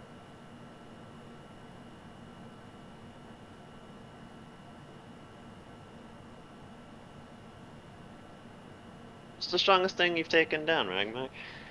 Oh, I'm sorry, out of character. I don't think you introduced. No one's introduced themselves, I don't think. Yeah, I don't think anyone Yeah, has. anybody We knows probably his name. should fix that. Oops. But he'll say, "What's the strongest thing you've taken down?" I cross out the name real quick. Not in the script. Out of character, I have no fucking idea. So, What would his order be fighting, Magnus? uh, yes. Yes. Can be fought. The Slayers fight it. Chances are you've probably been fighting primarily orcs since you started journeying, as they tend to roam the land between various villages. Perhaps you've taken on one of the feral Panzerbjorn who live up in the mountains, depending on how long you spent there. So, like, So I'm gonna kind of look at Jiko and be like, kind of look like him, just a lot more meaner. you would also remember they were white furred. And white in color. It must have been some of my more feral cousins. They're pretty feisty. Probably the biggest one I've ever. Probably the biggest one. We're always fighting orcs because they're just so damn annoying. They like getting in the way. Hmm.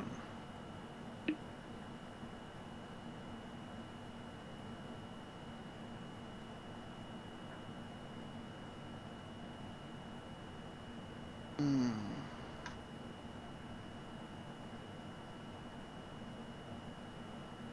Well, if we're talking about kills, I've taken on an orc champion. Didn't kill it alone, but also didn't shy away from it. I mean, in the order, if it attacks, we attack. If it fights, we fight it back.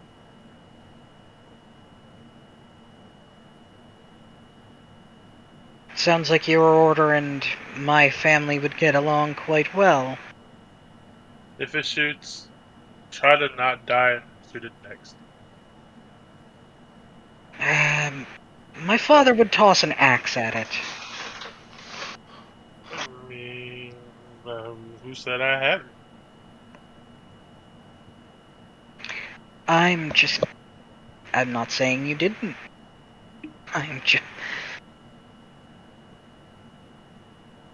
My father just likes throwing his axes.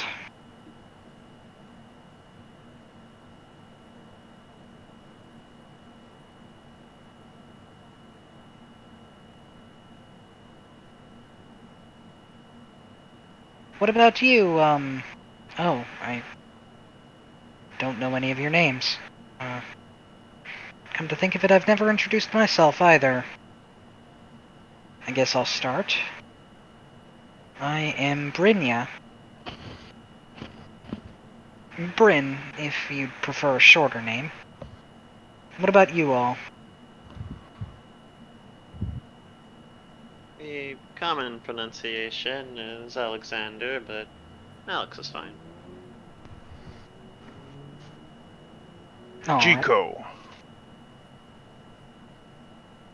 Ragback.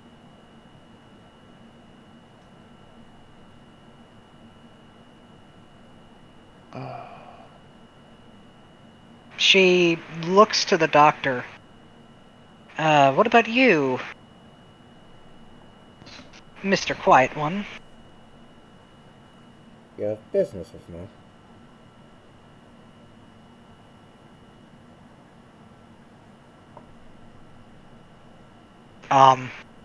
Out of character. Did He not really do be the understand. antisocial one. He said, "Oh, you have business with me."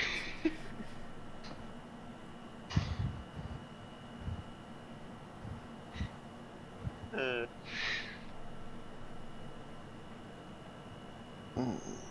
Is that what you said, Sam? Yes, yes. Oh, I barely heard it because I turned my headset up a little bit and I'm like, oh, there it is. I mean, you're here. I didn't want to assume you were entirely uninterested in conversation. I've been listening in and out. All about, killing, finding stronger opponents. I've been as fortunate of knowing someone like that myself. I am gonna have to turn you up, Sam, because I did not understand any No, of no, that. I feel like at a certain point it might be like an in-character bit of like you got a mouthpiece to move to the side. Nah. Technically, the helmet can be extended and retracted as a bonus action, so, Yeah, it's just someone's gotta ask.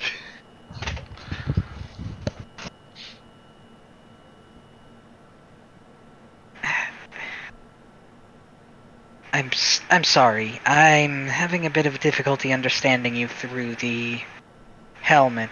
Uh,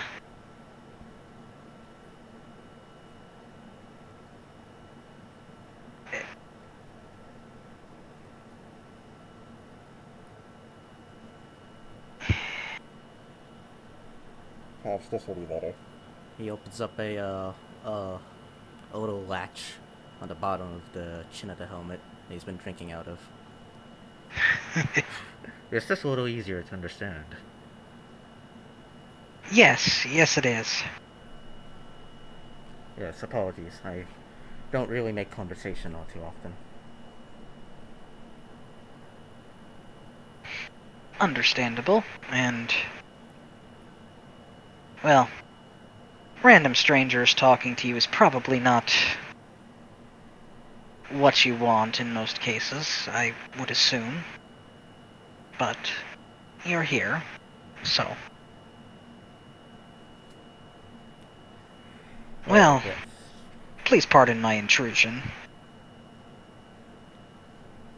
It's quite alright. You bunch do remind me of a certain person I am looking for. Oh?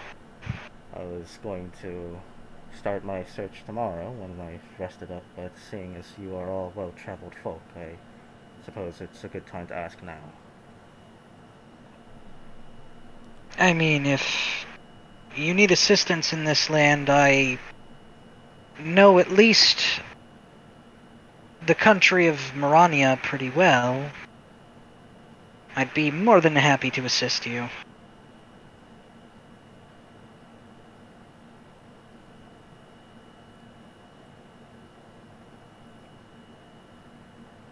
Well, thank you for the offer.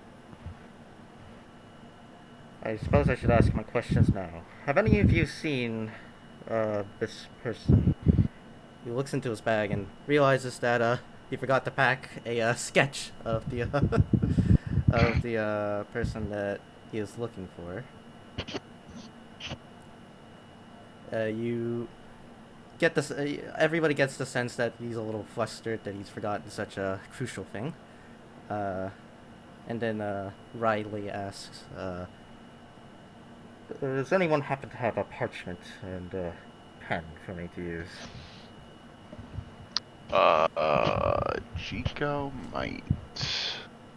Don't have it necessarily defined in Oh, yeah. inventory, but I know Alejandro would. It's just Jika has calligrapher supplies, so he literally there you go. definitely has paper and ink. Yeah, most Yeah, definitely. you'd be Oh, the one person I'd be surprised if he didn't have pen paper. He pulls out his calligraphy brush and a sheet of parchment. Will this suffice? I suppose it's better than nothing. And then he starts sketching up his, the person he's looking for. So just a quick thing, I need to go soon, but not right now, like within maybe 10 minutes ish. So just because I thought today was gonna be a little bit of like a shorter day, Matt, that's on me. That's fine.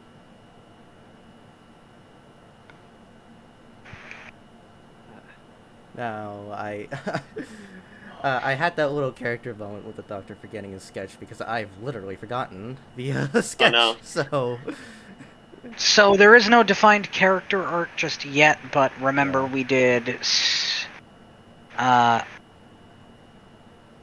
The character is a tabaxi. A female tabaxi that.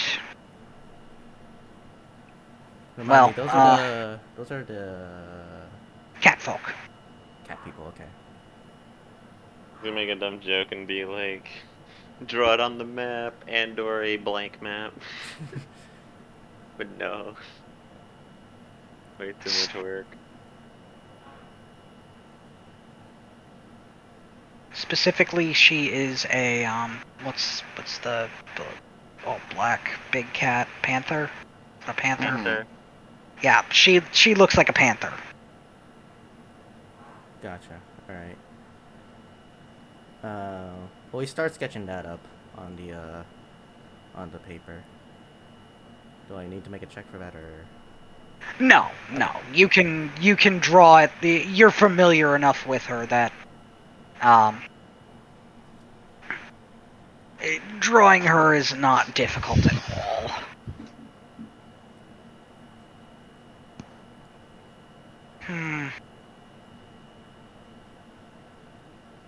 I can't say I've seen anyone like that, but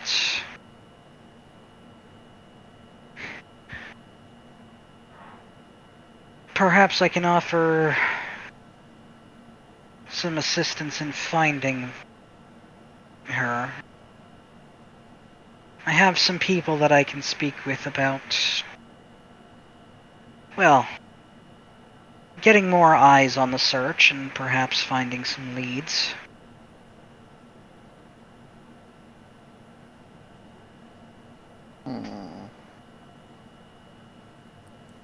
What I about mean, everyone else?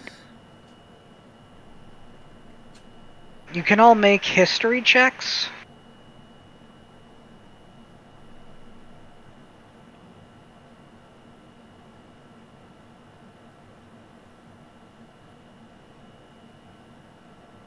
What are we history checking on? Whether or not you've seen a female tabaxi who looks like a panther that the doctor has drawn. So, Magmek is too much into his drink right now. yeah, Ragmek, you've got no idea. So, for Jiko, uh, you've seen tabaxi before, but none quite like that. Alex has. You've got a nagging in the back of your brain about that image, but you're not sure if it was the same person or if it was just someone who's very similar. You feel like maybe you've seen at least someone similar. Although where and when escape your memory as well.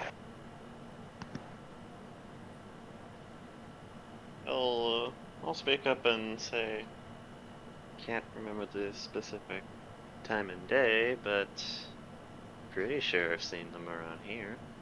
So, bare minimum, you're in the right place.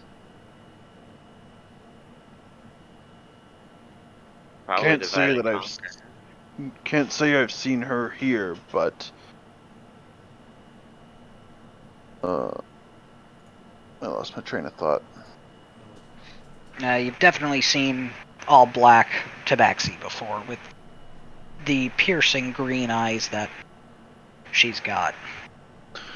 I can't say that I've seen her around here, but I have seen her kind, uh, like just on my travels that I see them, or Yeah, on your travels.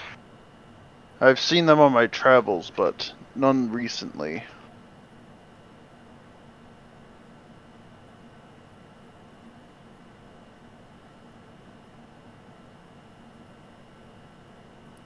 Well, we can take a look around. If nobody here seems to know exactly, best place to start, I think, would be the marketplace. Most people tend to pass through there at least once before heading out.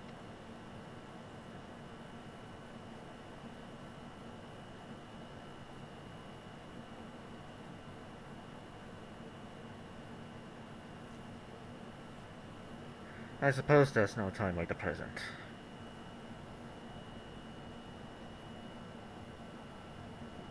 We do have our rooms reserved for the night, so we do not necessarily need to stick around here. Hmm.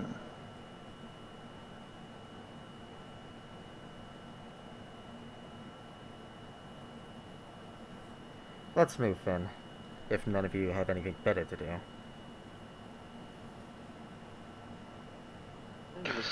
taking a load off after a few days out in the field researching? Nothing so pressing that I can't help assist. I second what our friend Jiko here said.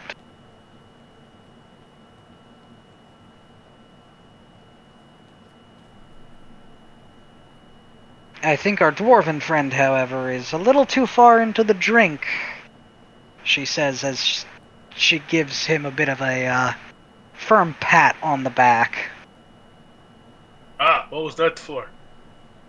Are you paying attention? Yes, Sorry. to the tanker.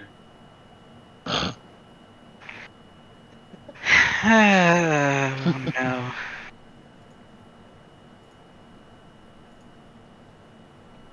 Would you like to join us in searching for this fine gentleman's friend?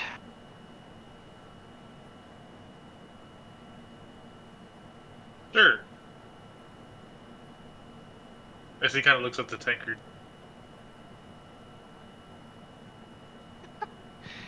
Oh,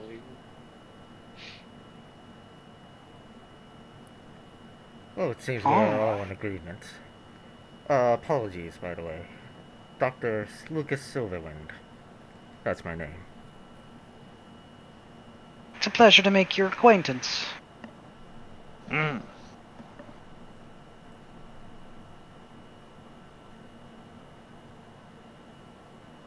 poor Ragmac is just there like, yep, I'm looking at my alcohol. But sorry, just because I do need to go. Alejandro will get up and kind of like, he's ready to go with you guys. If you need him for anything, consider him to be giving you advantage on skill checks? Question mark. If he can. Alright. And if we need to do any form of persuasion, he'll attempt to help out with that because I put everything in his sheet and I realize how good he is at persuasion as his best skill.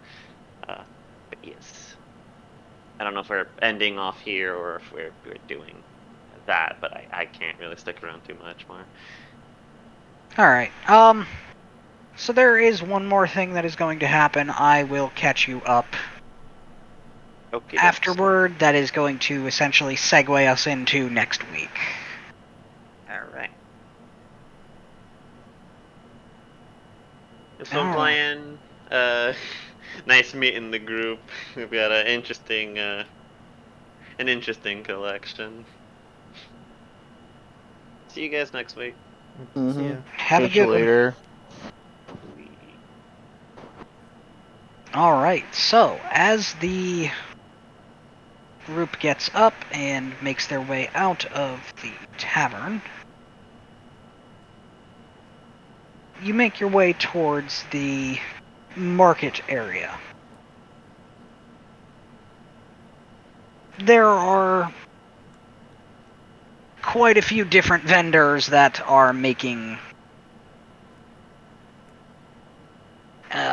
clear what they are selling. There is some blacksmiths trying to sell some of the weapons and armor that they have produced. Leather workers selling some nice clothing and leather armor that they have put together recently, and alchemists peddling bombs and potions and other concoctions out of their alchemical reagents, along with other various vendors that have other wares that some stick out, some do not, as things that might be immediately useful. Along with that, you do notice that there is quite a bit of a bustle from the locals here. Most of them are in some way most of them are armed with axes of some kind that look to be useful for both using as a tool for work, and also looked like they could be used as weapons if need be. It's definitely not somewhere where you want to get rowdy.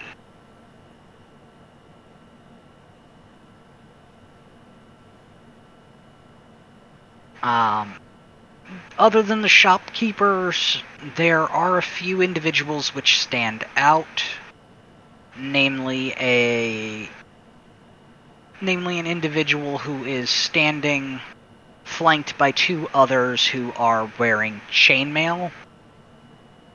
They look to be more proper in terms of being guards. Their axes are definitely more forged specifically for combat, and they have shields as well. Beyond them, there is a well-dressed individual across the courtyard of the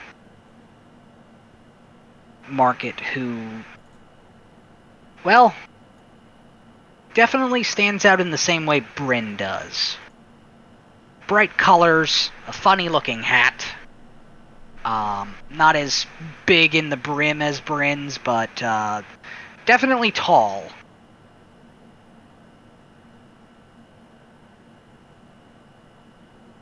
And then there is a less than welcoming looking individual who is seated at a table underneath a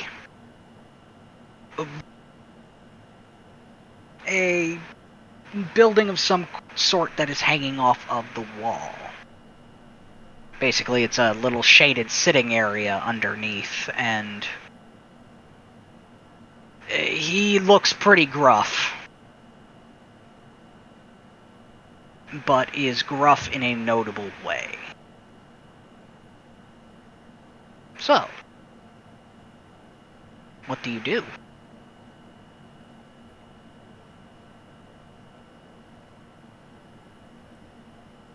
You start off by showing the sketch to just about anybody who might be able to listen. Alright. So, roll me a persuasion check quick. You can be considered at advantage for having the assistance of Alex. Here we go. Alright, so logically speaking, I would guess you would start with the guards. Yep.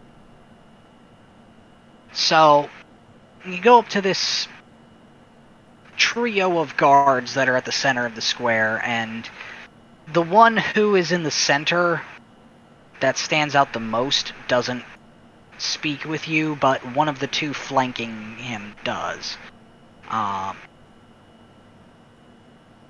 They inform you that as far as the guard is aware, they have not seen this individual. However, since you are asking, they will keep an eye out. Shouldn't be too hard considering the individual is a tabaxi, but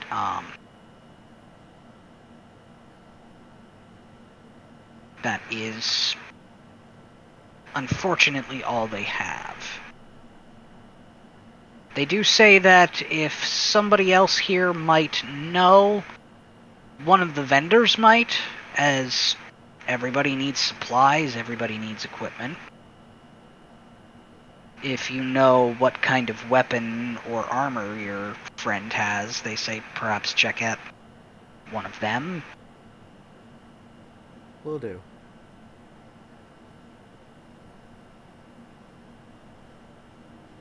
Alright, where to next? Check with the shopkeepers, see if any of them recognize her. So, going from shopkeep to shopkeep, one of them is just flat out clueless, has never seen her, and may not remember ever meeting a tabaxi, actually, as naive as that sounds. It's not until you get to the second of three blacksmiths who are selling different kinds of weapons. Does someone recognize her? Specifically. Oh, what did she say her name was? Anyway, she did say she was on some sort of a mission, assignment, looking for someone, and that search was taking her northward, I think it was. She didn't say where in the north, but out of here was the key that I've heard. I think she went and talked to... Oh, what's that pompous prick's name? I don't... But you can find him in the square. You can't miss him.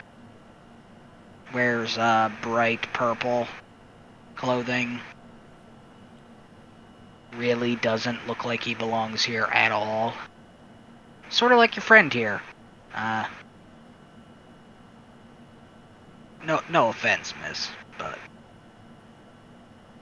Bryn kind of gives the guy a sarcastic smile. None taken. But perhaps, work on your wording in the future? Wouldn't want to alienate future customers. He looks to have given that some thought and kinda nods. Fair enough. But yeah, go speak to the guy with the funny hat. She went and talked to him before leaving. I don't know if he knew something or if she thought he knew something, but whatever the case may be. Alright. Thank you for your information. Of course. And don't forget, if you ever need weapons, armor, you can always come to Saladus Strongarm. Out of character, you made that up just on the spot, didn't you? Yes.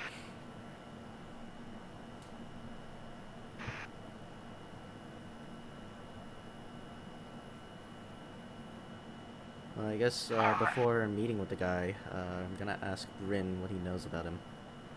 Or what she knows about him.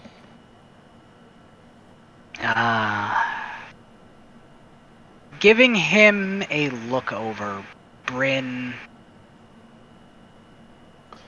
furrows her brow. Just by the look of him, he might be some sort of nobility back in Mariana. Why he's here is a different question that I don't know. It looks like if he's a noble of some kind, he might be a merchant noble rather than a more traditional noble. Our nobility generally ends up nobility because of accolades in either combat or by the support of a large group of people. This one definitely looks to be not that.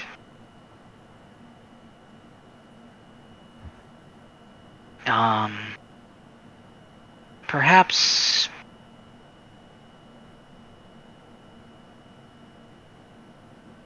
she is going to think for a moment, and I'm going to have her roll a history check.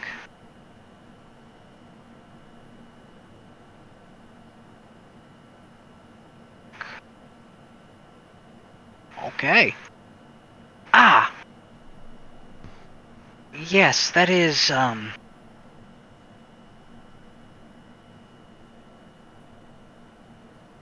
sorry, name.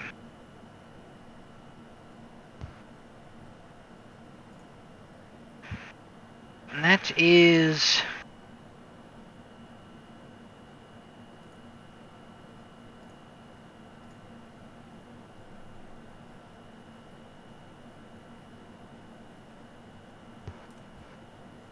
Baron...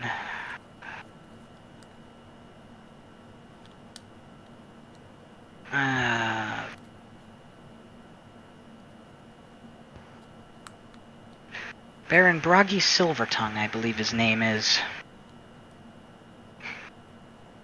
Silvertongue is not his surname. It's more of a title.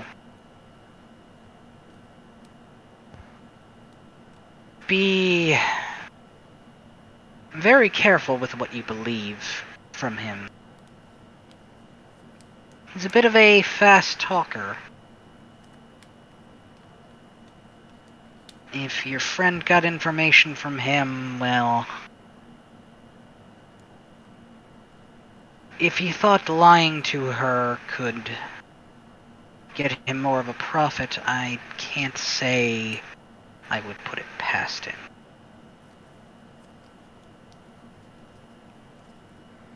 Seeing as it's our only lead, I guess we're going to have to talk to him either way. Indeed.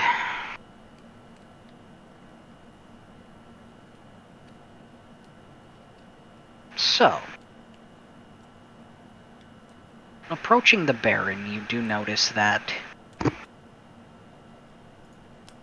in a similar fashion to Brynja, he is well dressed, but in a color that you would more notably associate with nobility, as purple.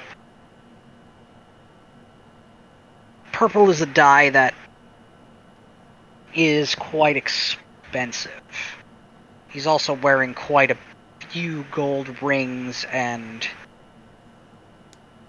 has a belt that has a chain that looks to be made of gold hanging from it as well. For some purpose. There's nothing else hanging from it at the moment, so you're not really sure what would go there, but especially if it's gold. Gold is too soft. As you approach, he says, yes, how may I help you? Excuse me, sir. Have you seen this tabaxi woman? And he flashes the sketch. He adjusts a monocle on his right eye and sort of squints through the monocle.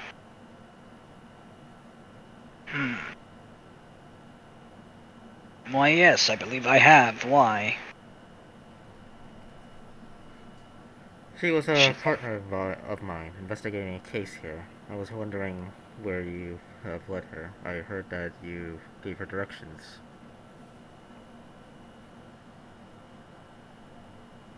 Partner, you say? As in some sort of legal enforcer of sorts, or...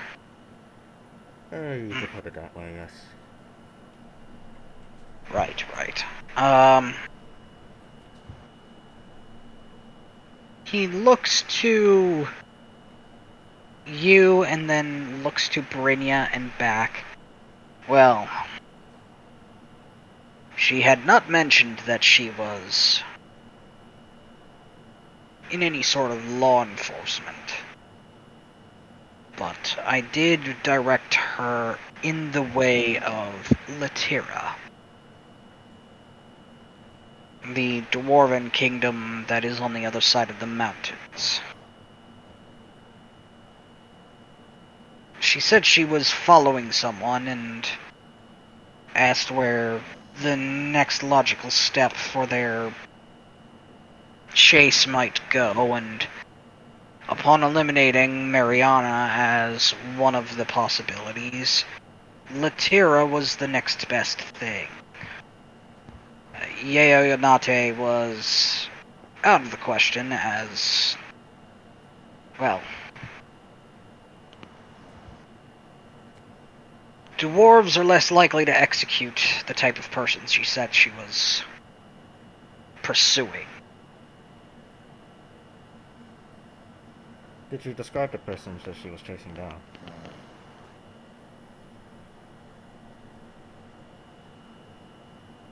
Out of character, did we discuss that? I don't believe so. So, for the time being, he will give you insert accurate details here.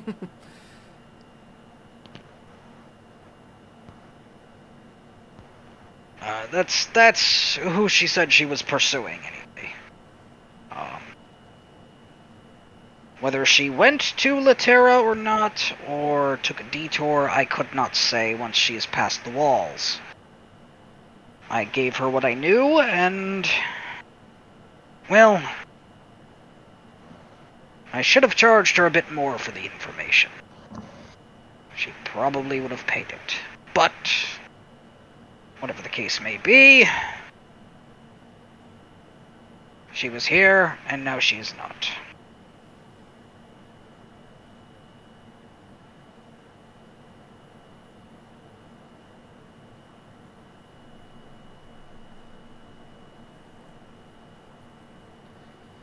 Alright. Well, thank you for your time. Yes, you are quite welcome. Now, if you will excuse me, I have a trade deal meeting to attend. He says as he fixes his hat and does not wait for you to answer before walking away.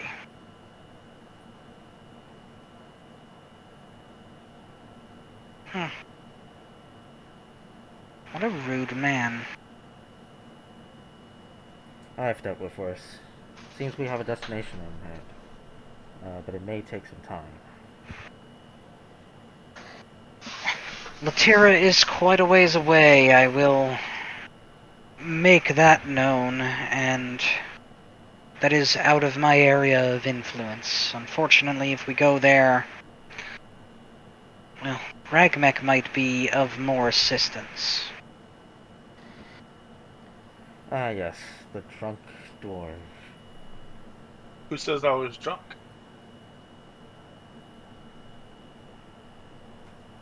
I believe a more accurate term at the moment is inattentive. No, I'm listening. We're going back to Ennotara. I've just been thinking this whole time which dwarf this person was after.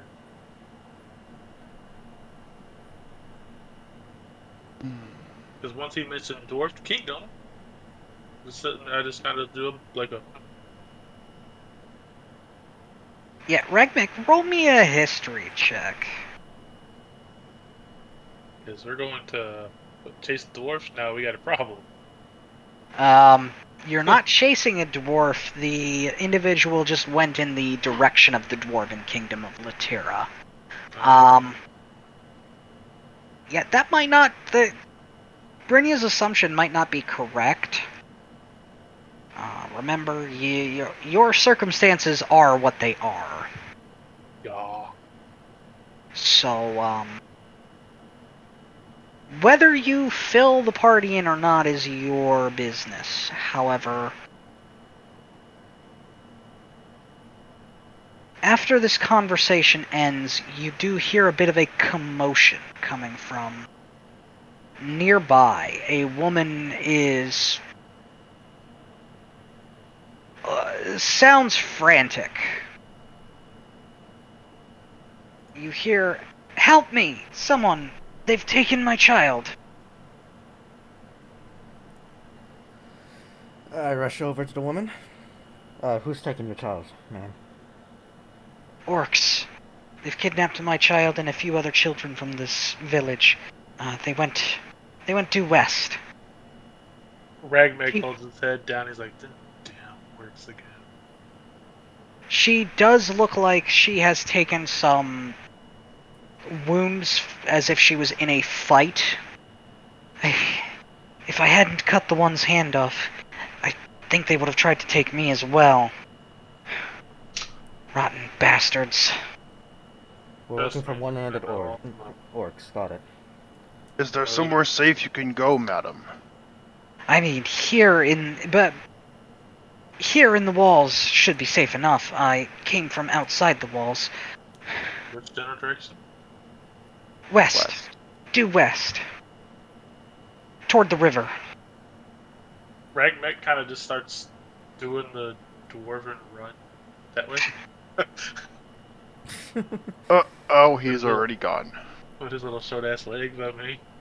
And all you I- hear is damn chainmail clanking the whole fucking time you're running. Yeah, Bryn looks to everybody else. I guess we're going, huh? Let me get my mount and some food for him, and we will head out. Dr. Silverman looks back to the woman. Is there anything else that you know or that we can help with?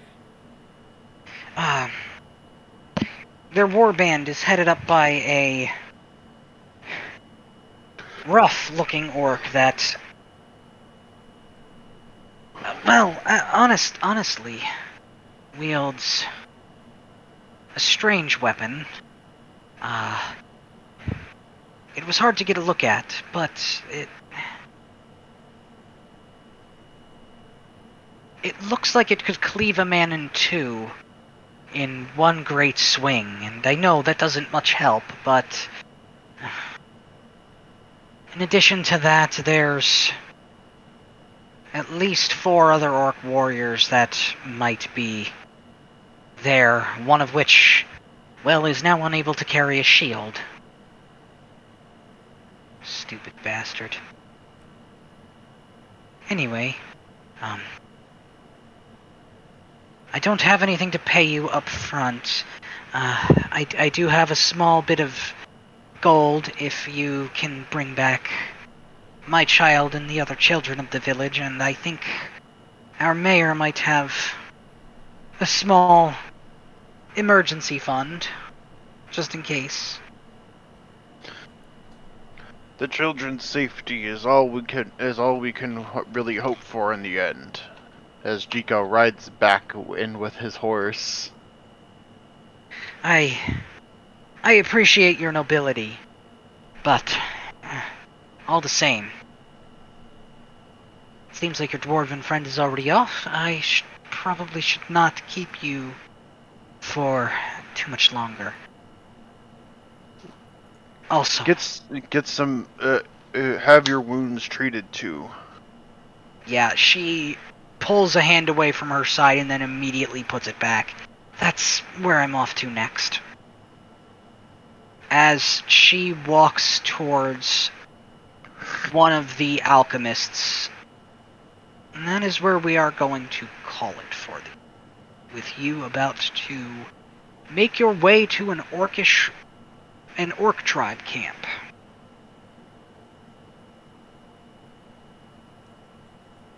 I hope everyone enjoyed this evening, and Yeah. I would like to say off the bat, as from my position of observing, it seems like everybody's character's chemistry is better. Mm-hmm. Yeah.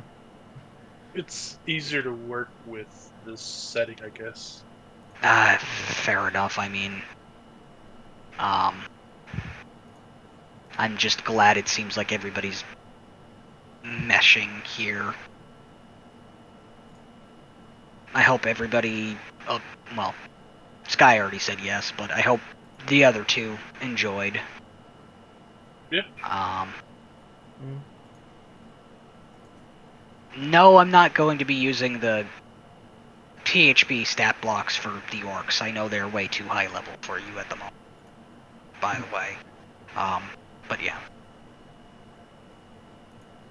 Any questions, comments, concerns, critiques before I cut you all loose for the night? No, I don't think so. That's it. Alright. Well then, I hope you all have a wonderful evening, and I will talk to you either over the remainder, sometime over this week, or if not before, then in a week. Mm-hmm. Have a good night, everyone. Okay. Yeah. See you later.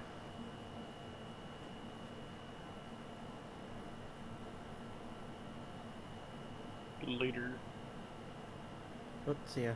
So when Yeah. you were talking earlier, when you first were talking, I How did actually it sound? thought at first I was like, I was gonna say I'm like Sam, I think you're, I'm like Sam, you're away from your mic, and then I realized, wait, no, he's wearing a helmet because because you were talking perfectly fine for the second, and then when you got into your character's talking, I was like, Yeah. what the hell happened to his voice? And I was like, oh, and then I saw your character sheet, and I was just like, ah, okay, I got what he's doing. Yeah. It's You might need to get closer to the mic because there are Was it just parts where quiet or?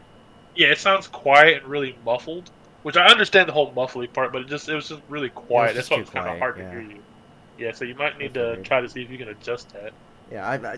Um, I'll fill you in on the secret. I've been using a cup, and I've been speaking into a cup. oh my god, Yeah. if you can get your mic closer, that would like probably work really well. Let's see. Does this work or? Yeah, that works better. But like the first time you did it, you were The like first time I did it was way like off over in the here, distance. so I was like, damn, what the hell? I'm like, I had to listen like really closely. I was like, what is he trying to say?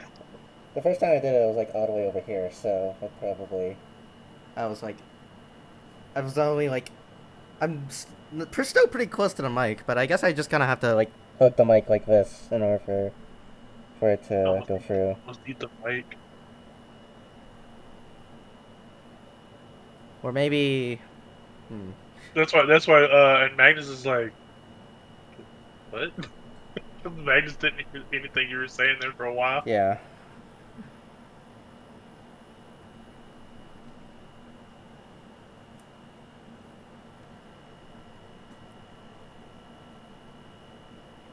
But no, I like the idea behind it. It The actually puts you flavor. into Yeah. yeah, puts it into character more. Yeah, definitely. I need to find a more a better way to do it. What kind of cup are you using? I'm just like a little glass cup. I think a plastic one might work a little better. Yeah, I was thinking that one of those like those red solo cups maybe. Yeah, maybe. I don't know, buy like a pack of them and like play around with it, like cut it to cut it down a little bit or cut the opening up or something to try to like play with it different ways. Yeah, during the latter end of it, I was covering my mouth with my hand. I don't know. I don't know if that how that sounded. Did that Do still it again. sound distinct? Sure, I'm doing it right now. Does it sound distinct It, or? I mean, it just sounds like you're just nasally now at that point. Oh, The cup was a better idea. yeah, the cup is a better idea. I just need to find a way to make it. Yeah. More able for us to hear you, Oh yeah, definitely. 'cause especially when you're talking really fast. Because there's some points where you're talking like kind of fast, and it's like it legitimately sounds like and uh, it's just like let me the try with fuck did let me try with a plastic bottle. I have one of those on hand. How's it sound? do it again? How's it sound right now? It doesn't sound that different. It almost sounds like you're trying to whistle into a bottle. It doesn't. You can't really tell the difference on that. Yeah, well, I mean, I am whistling into a bottle, so. Yeah, it doesn't. uh, I was like thinking of playing around with the idea of using a voice mod, which is just software that changes my voice. Issue being is that it's like $50, so like, Jesus. yeah, That's why I liked my old. What headset did I have? I had a headset that you could. It had a program that automatically had a voice changing box on it, yeah. but I can't remember what headset that was. I know what the fuck is going on with my shit. But yeah, but like doing that is obviously gonna be like the best way to do it. But I just, Yeah. Just got to figure out how to make it more understandable. Trying to sound like I've never watched the show, but what's his name? Cartman? Not Cartman.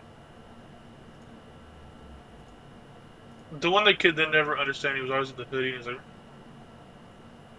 or whatever. I think that was in that show, wasn't it?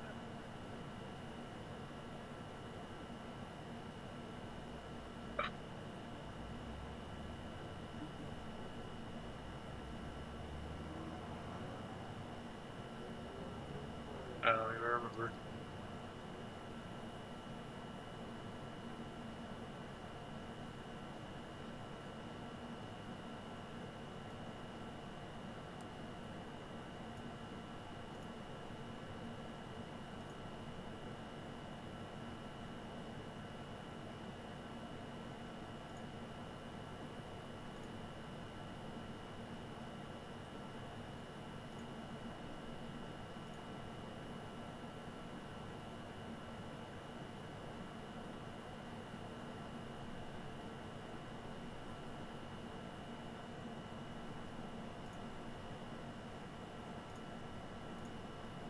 Yeah, I wanted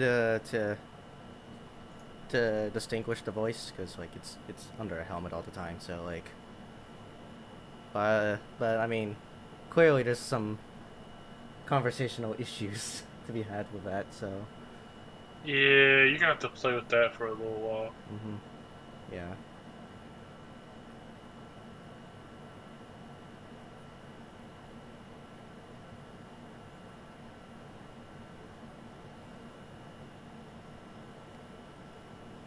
And I'll be honest, a part of the reason why I wasn't really too involved in the tavern scene was just because I was expecting a tavern brawl, so Oh, you talking about between my character and the bartender? well, that and also just like in general, like just some contrived reason to start a fight in the tavern, because that's a pretty classic thing.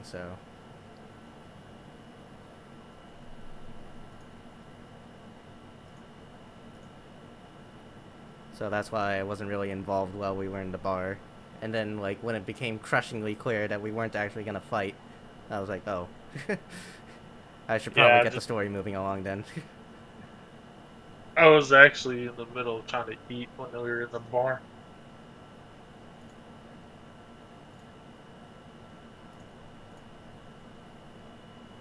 You see, that, that makes sense now. And I was eating a late ass dinner, but I lost track of time, and I was just like, oh, fuck. So while he was like doing their spiel, I was just like, I ran in, got some stuff real quick, came back. I heated up some stuff real fast to eat. He's like, hey, we're gonna transition over here. He's like, oh.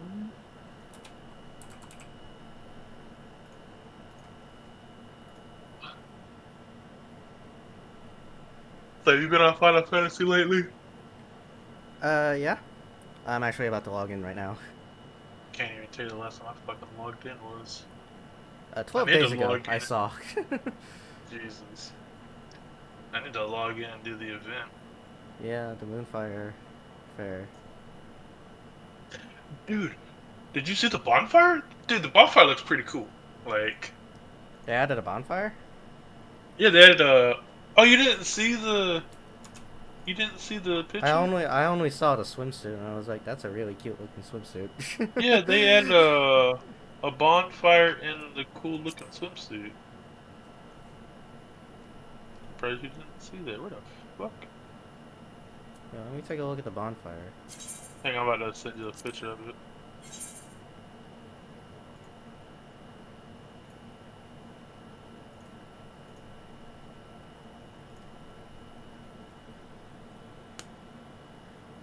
Yes, that looks like a bonfire. I was like, because I was reading, it's like, oh, we had a bonfire. Da da da. I was like, a bonfire. I was like, hold up, I gotta see this. I scrolled down and saw the images. Like, oh, okay.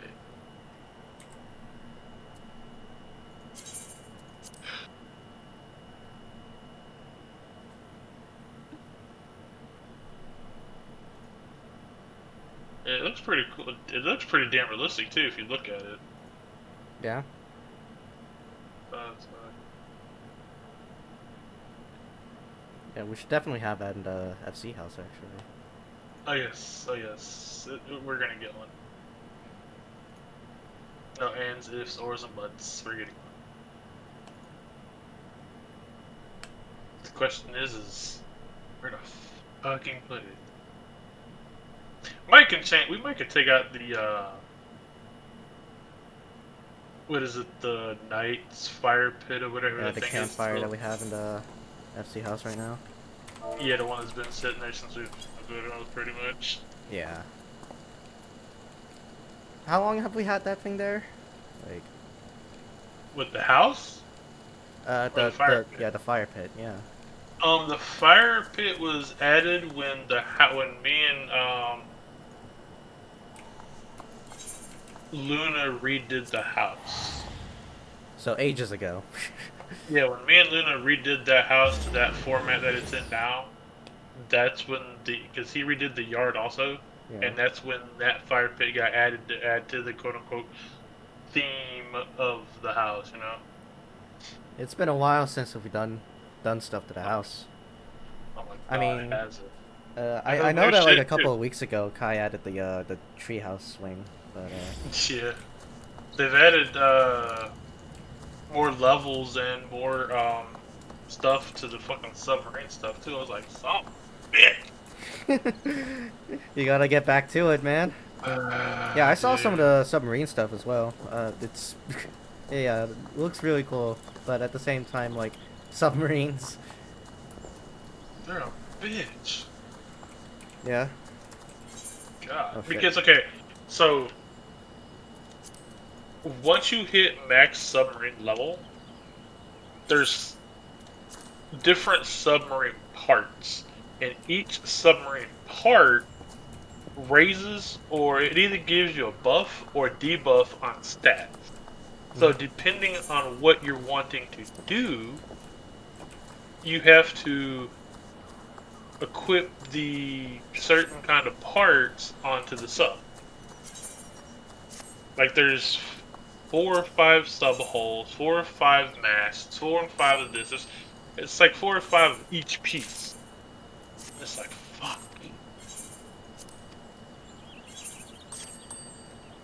So you gotta have all those built, all those on hand. That way you can interchange out parts, because if you're wanting to find like rare items and whatever, you need to have your stat block up to a certain point, and if you're looking for this, you need to have your stat block to this certain point. You know what I'm saying? It's just Yeah. this is getting fucking annoying. And then now they raised up the level, and I'm just like,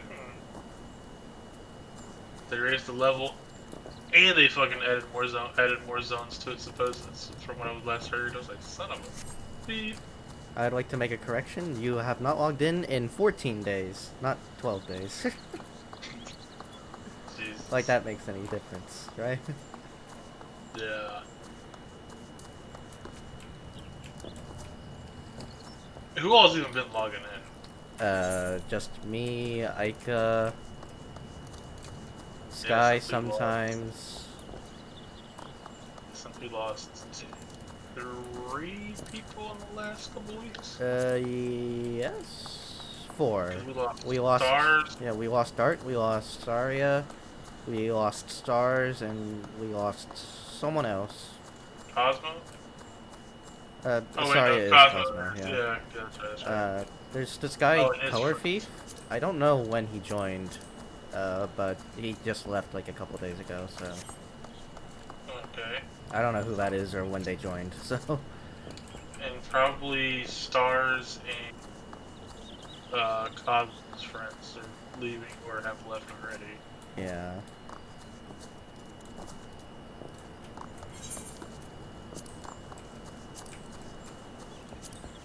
I mean, like, yeah. I mean, Sax has also left, but he's moved to Melbro, and we all know that, so. Yeah.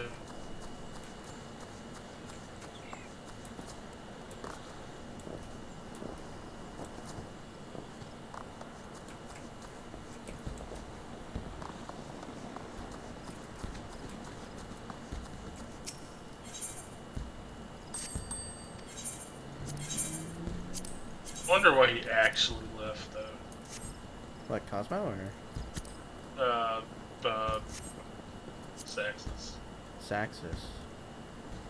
Well, I mean, I'm sure it's just because he visited Melbro for a bit and missed it. Fell back in love with it. Yeah, he probably came across his friends. He was like, I asked him, and he straight up, he was like, yeah, I just wanted to, get out the FC and do my own thing and blah blah blah. And I'm just like, okay. I think it's And mainly like, just that the FC hasn't really done much, really. dude, the RFC is, and I hate to say it, but RFC has died. Yeah, it's expired. It's not even that it's dead. It died like so long ago that like I can't even count it. Yeah. And there's no really recruiting going on, and Yeah. I mean, it doesn't help that the leader and the mod doesn't log in, but I there's just mean, I'd say that's a symptom and not a not a just cause. yeah, there's just certain times of the game it's just like, okay, I'm bored. I'm gonna go do something. Yeah. Like I've been playing Valheim again like a crazy madman. Really now. Just Yeah. by yourself or?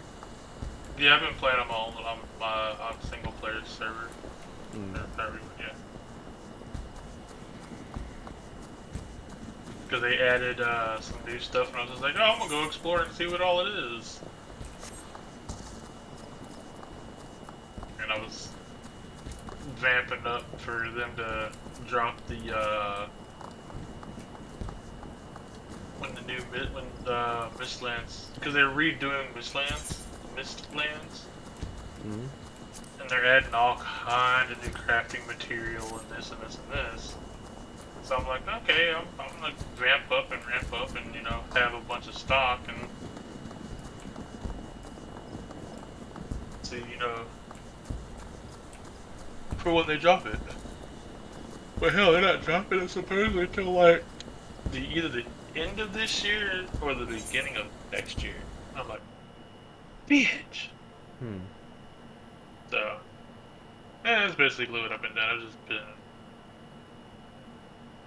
playing other games.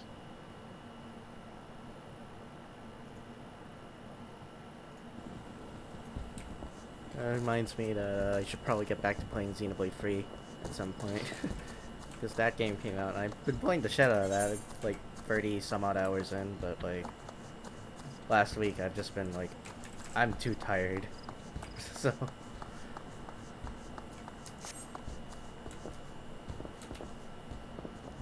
Which, just... And then I've been reading and watching the teasers on the new 7... What is it? The 7/Crisis Core remake that they're doing now? The Crisis Core remake, yeah. Because, Reunion? 7... Yeah. And 7 remake is gonna have Crisis Core bleed into it. Yeah. Did you finish remake, by the way, or? No, I haven't. I completely stopped. Oh, you really should. Yeah, I can play catch up.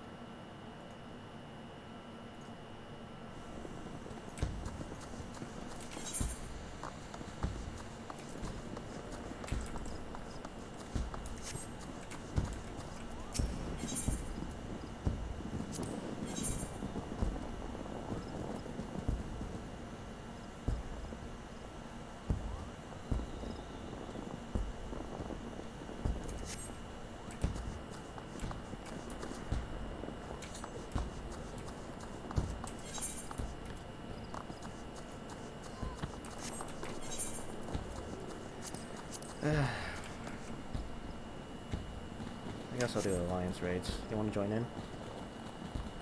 Who? Hmm? Oh no, I'm about to log out and probably go to bed here. Alright. Sorry, go to bed Alright, that's fine. early. Alright, man. I'll talk with you later. Yep, see ya. Yep, later.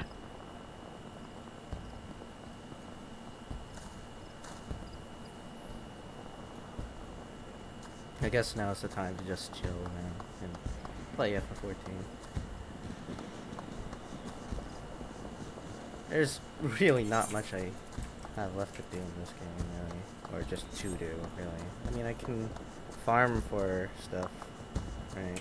And I can definitely, like, finish leveling my everything.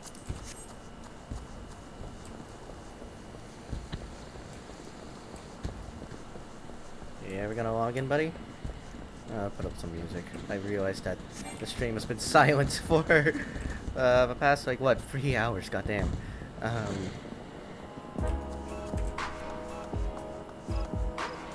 up some good music here. Good old art nights.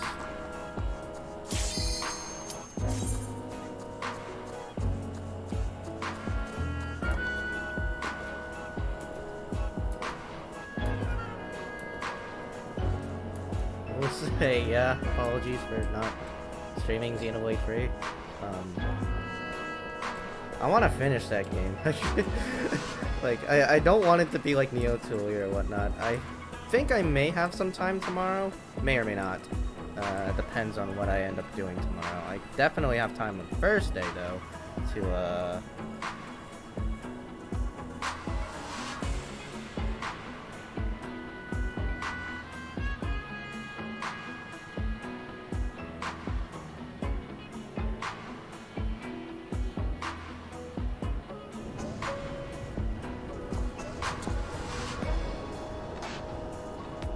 where are we? Void Arc?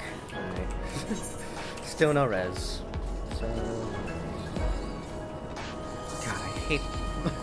I don't... Okay, well, I don't hate my current red mage outfit. I just want a different one.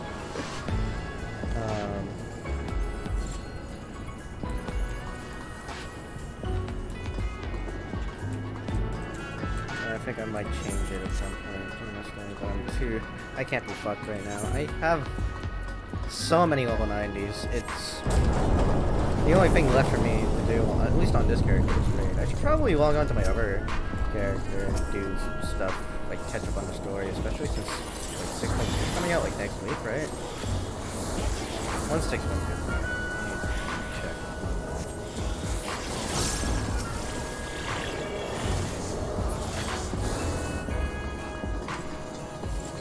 Because I heard that 6.2 is coming out very soon.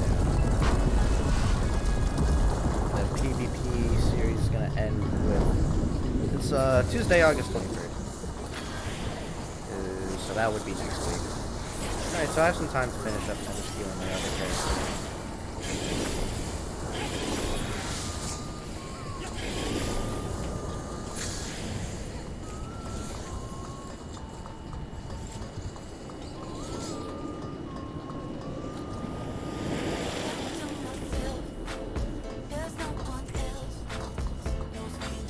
I hope this isn't copyrighted. It's Arknight's music, but I hope that Arknight's music isn't copyrighted, yeah. It definitely sounds like something that would be copyrighted, unfortunately, which spooks me a little. Well, if I remember with the streaming rules, you can use video game music.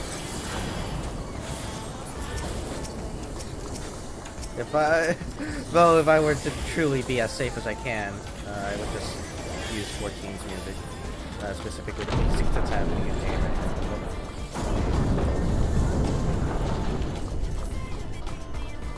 I'm not making any money off of any of this, so what's the point?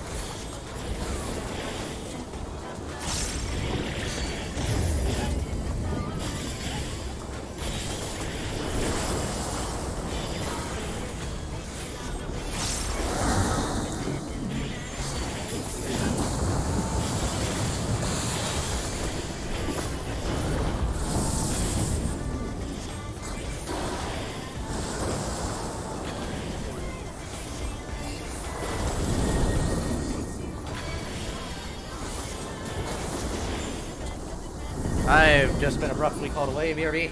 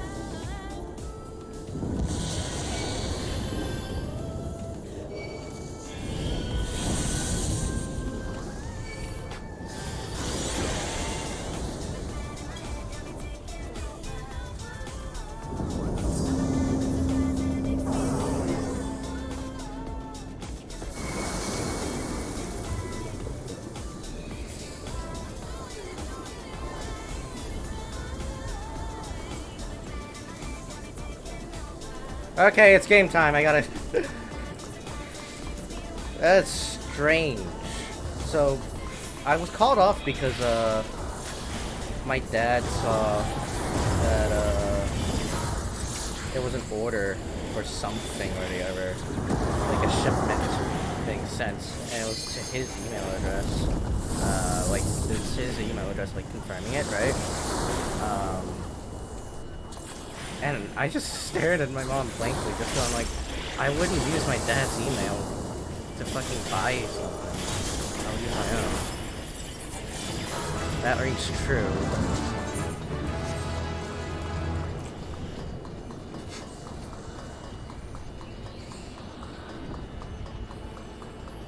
I looked at the email a little closer and just decided it's probably a scam. So, because if it was anything, they would have sent it to me. If it was anything I ordered, so. Just told him to ignore it and hope it's not anything that charges us.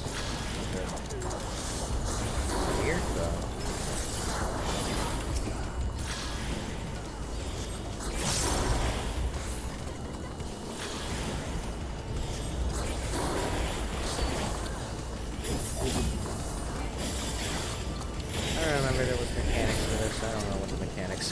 Actually, no, I do know what the mechanics are. Someone has to stand on like the pads to like keep the ventilation or whatever, and then we don't get like filled with void taint.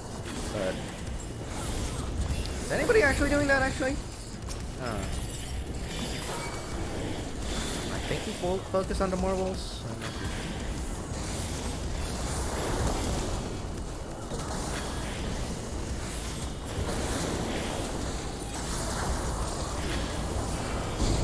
Yeah, like this.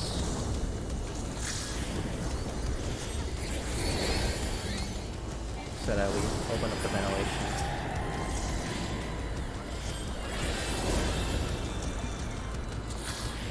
Someone's not sitting over there. There we go.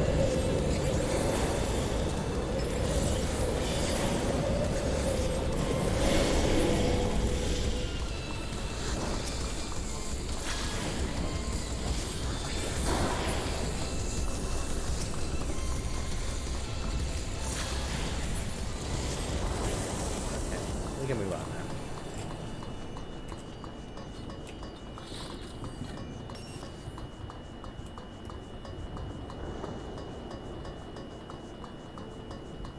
Yeah, I don't know. Fucking Xenoblade is a big game. I want to finish it, but it's like 40 hours in and I'm at like, what, chapter 4? Chapter 5? Something like that. I'm not even close to the end, I know it, but like I want to chip away at that game still. I still have some relative time. I might do it tomorrow.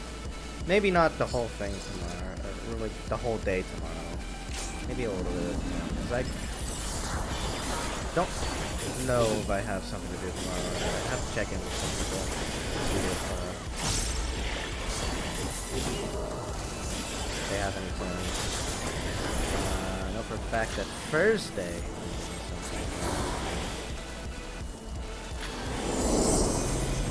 Aye.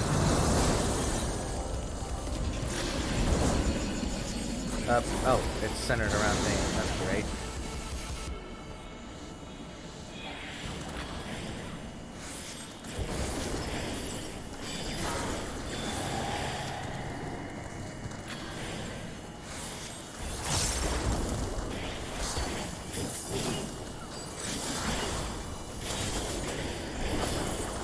Wait, do these count as ranged moves?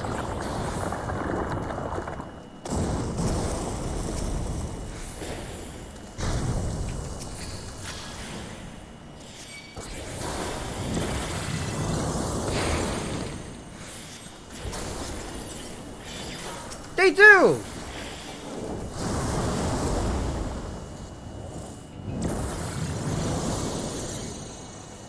How stupid is that?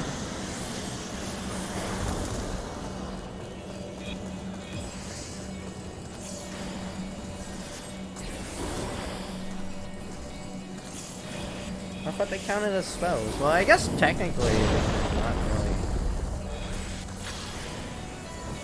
Well, that's annoying. I have to switch targets every time I want to use those. Whatever.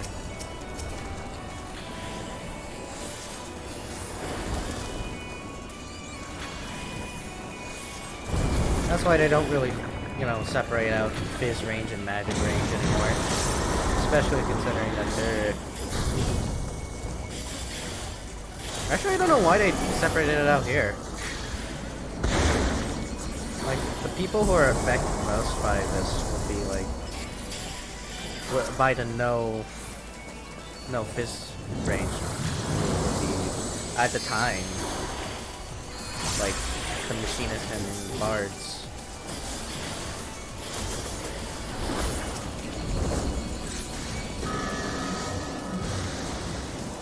Okay, I got hit with a bomb, but then... But then again, like, looking back on it, there was only, there was also only... Black Mage and Red... or Black Mage and, Summoner. So I guess this stands to reason. And that's just in terms of DPS, so... But I'm sure, like, your fizz range moves just wouldn't work. Oh, looks like I'm eating my shirt, though. I mean, we do have, like...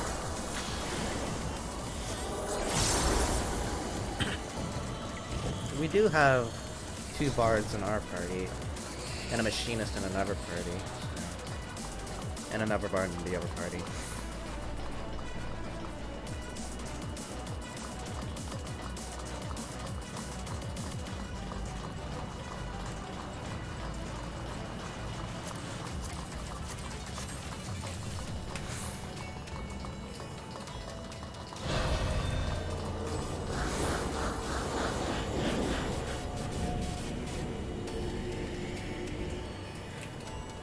I think other than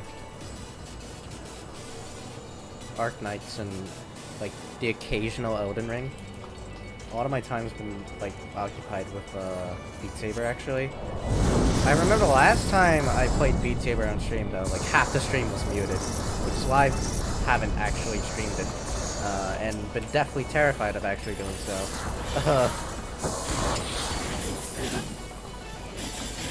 I'm glad that like Twitch automatically mutes like copyrighted songs, especially if it's just a song within the bot. So like you can still play it.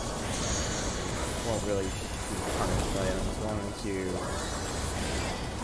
but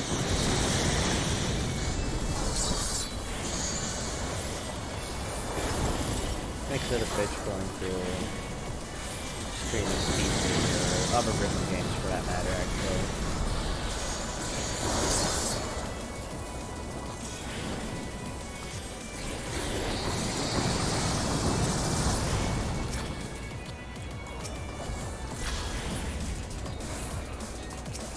While I wouldn't call myself like a really big rhythm gamer, I really do enjoy playing a lot of rhythm games. And there's definitely a bunch of them that probably wouldn't get muted or DMCA'd, right? Especially the Japanese ones, but I don't know. I don't want. I don't want to risk having Sony Music Japan knocking down my doorsteps with their lawyers. Speaking of which, I think this might be maybe. Just to be safe, I'll switch over to another Arc Knight song.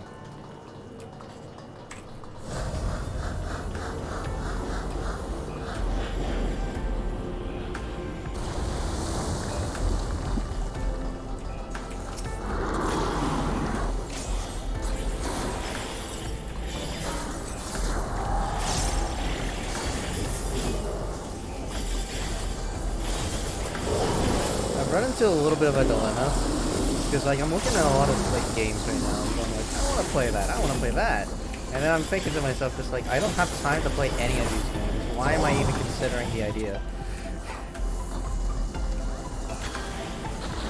Why am I even entertaining the thought?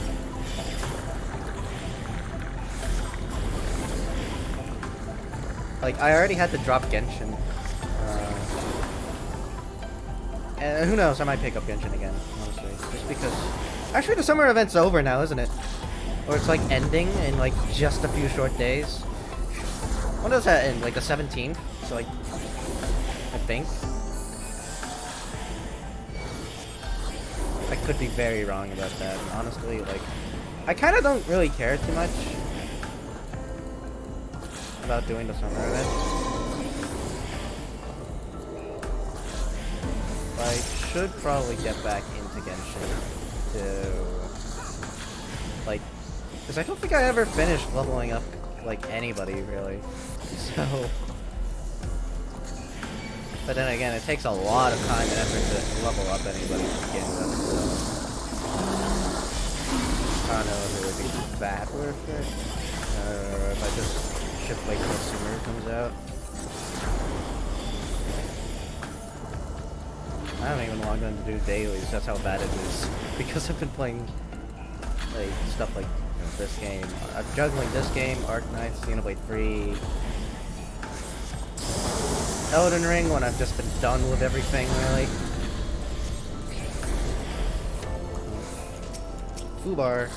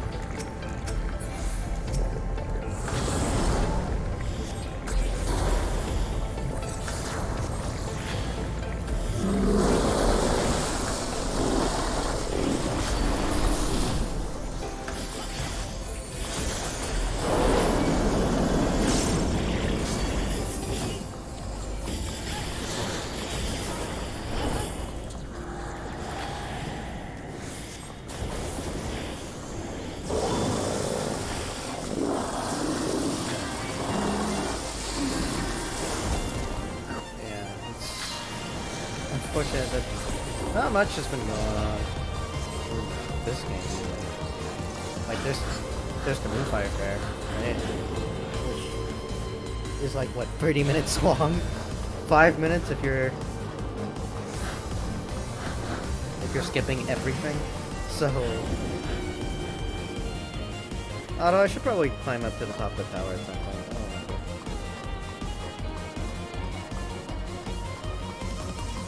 Maybe after this raid or so, I'll switch to my other character, do some things there, dailies, whatnot.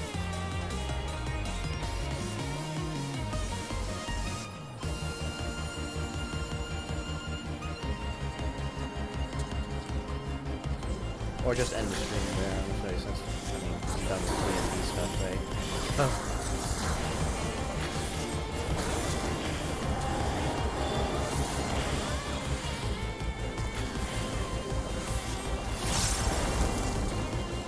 Come on.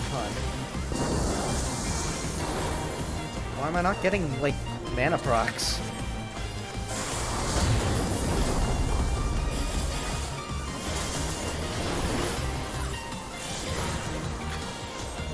Damn, no procs. No procs today.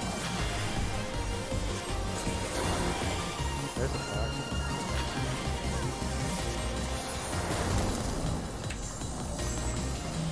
No procs. Really now. Come on, try it again. There's. Do the procs get a higher chance of becoming procs when they're at higher levels, or I forget? I don't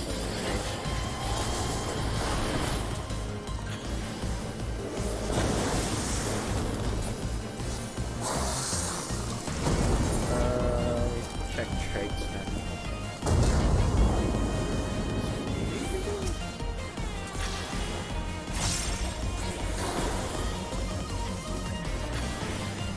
There's nothing.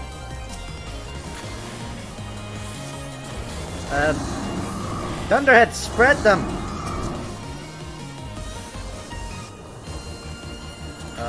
Who's tanking that? Okay, alright, what about you? That explains it.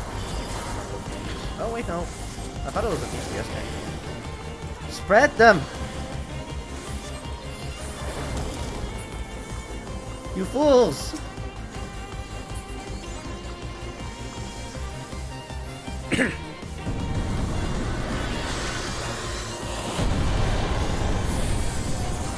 I think they were trying to grab aggro for one of them. I think because a lot of the reason why people don't separate those is because they don't actually know that they automatically like aggro.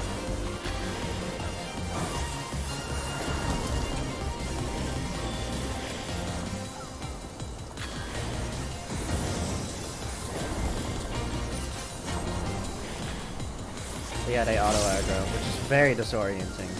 So don't really blame anybody for not really catching that. Just it is incredibly infuriating when a lot of people are DCing too. This is just not the run. I mean, I guess it could be worse, right? But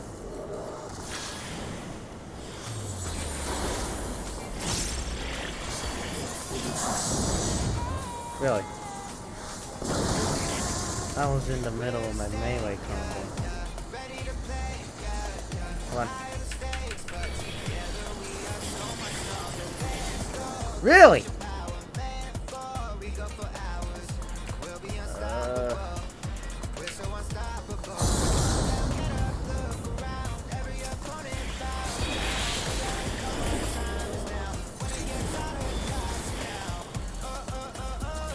What's even playing? Oh, it's still Arknight's music. Operation Wild Scales. I've not listened to a lot of the Arknight's like promotional music that's been coming out.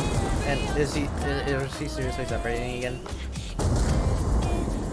Oh, that explains it. We're missing a guy. Someone else was DCing.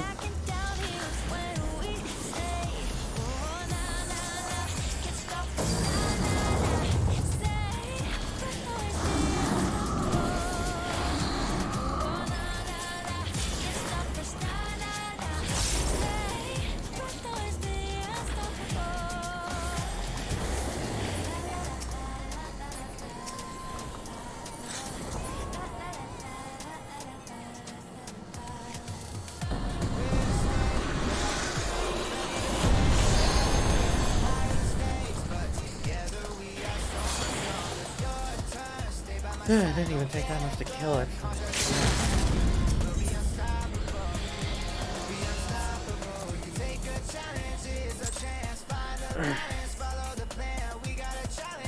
I guess the only other thing to really like try and go for, other than getting everything up to level 90, would be to get mentorship status.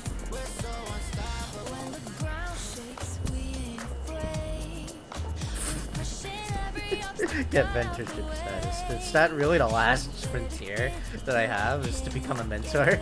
Is that the end point that I'm cursed with?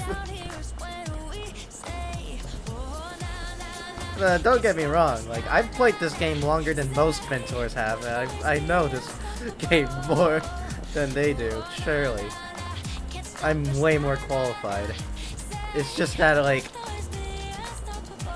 if I'm seriously considering that as my next endpoint, then, like, I gotta find something else to do in this game. Other than leveling everything up to max, which, on and off, I don't really care for it. I guess I should also, like, finish leveling Y'shtola up. Specifically Y'shtola. She's the only one that's not level 90 out of them. Yeah, no, I have a bad problem of keeping everything half-baked, huh?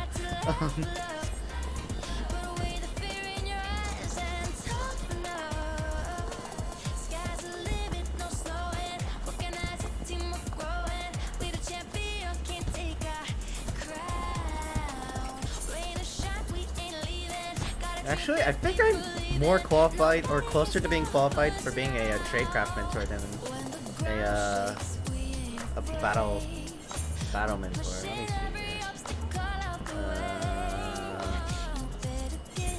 Let's see. Gabber collect 300 collectibles. Gabber catch 300 collectibles, or receive 1,500 player accommodations. Let me see how close I am to getting 300 collectibles. If I can check that. Achievements, maybe? Crafting gathering. Hold on a second. That's sky stuff. Skyrise celebration. Splendid crafter tools.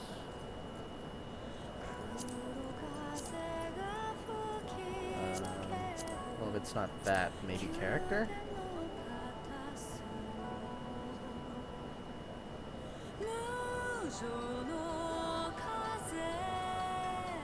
Mentor roulette. Oh, you get a little hat for... You got this little hat for being a mentor and doing... How many? 200 mentor roulettes?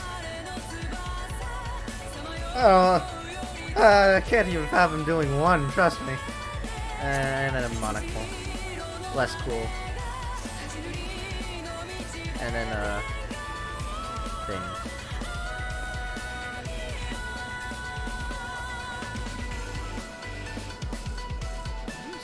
Collectible.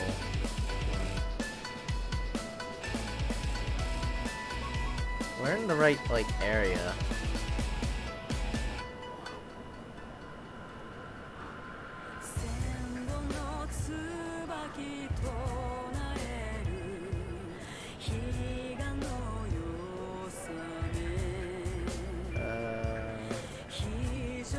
Oh yeah, I haven't done collectibles for anybody.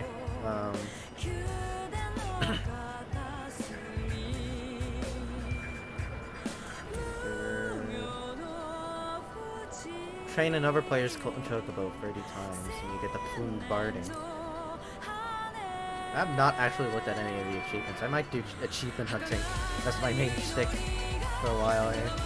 At Arts Horizon. Oh yeah, mastering the hand for everything. Still haven't... What? What part of mastering war am I missing? Oh, Bard. Bard. Must be, right?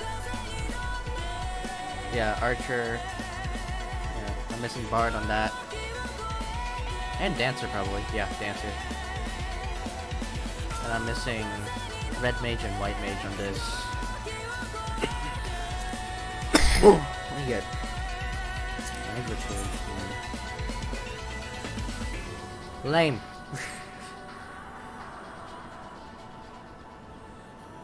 Because you get the Amaro at level... by getting everything level 80. And then you get a stupid looking crown. And you have everything at, what, 70? Yeah. And it's another stupid looking crown for 60. And the stupidest looking crown at 50. I notice a trend here. I really just wanted the Amaro mount. I don't really care for stupid looking crowns, especially since I already have a crown that isn't so stupid looking. It actually looks really, really good.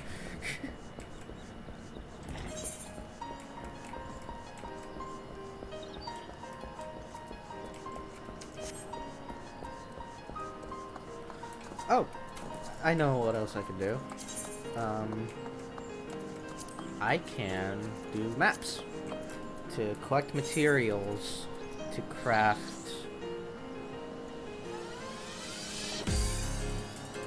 things. A coat. This coat. Yep, this coat right here. My character, my VTuber model's wearing. It's the Rebel coat in game. Lizzie doesn't have that.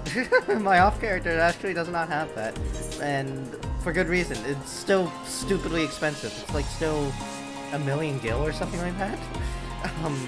Over $1 million gil, like 1,500 or 1.5 mil or something like that. It's insanely expensive, and I want to craft another one for her, but I mean, I do have one. I guess if push comes to shove and I don't really care, then I can use this one. So I've just kind of... Wait, no, this is still bound. This is still bound, because I've used it for glamour. Fuck. So I can't even.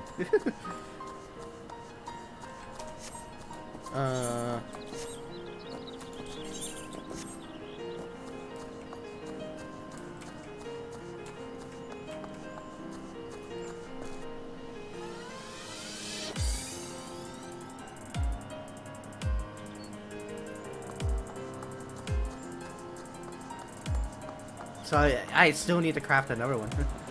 How much is shell lever then? Because I know you can get shell lever from the solo maps now. Not the zoner, glider skin, yeah. Like I saw that people were getting it from there, but like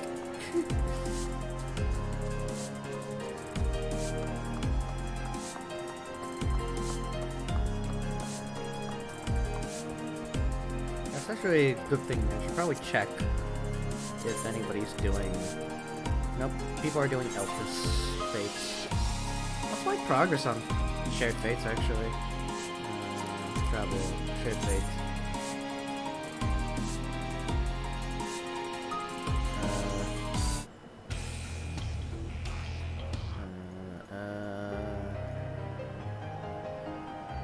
When in doubt, Professor Layton. Not that track. There we go. What's my progress on here? Elpis, I still need to do. Garlemald, I only have 7 more. Actually, damn. Very close on Garlemald, actually. Fafnir, Labyrinthos, and Elpis are around the same amounts. Fafnir's a little less. Oh, fuck, that reminds me. I should probably do the Archisodra on this character. I've completely forgotten because I felt like the story had concluded, and clearly it hasn't. Like I'm here to check shell lever. Right, shell lever. How expensive is it? Just wondering if people are selling it at an exorbitant profit. No, they aren't. No, they aren't. This is more expensive. It's more expensive than it's ever have been. It used to be 300k! Shell lever used to be 300k! Jesus, fuck! Is it that rare? I guess, like, the rare drop pool has drowned out the rarity of shell lever, so it's very difficult to actually get it now, but, like, fuck, man.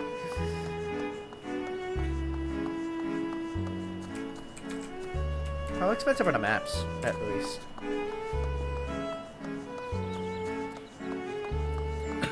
To get them. Glider skin, right?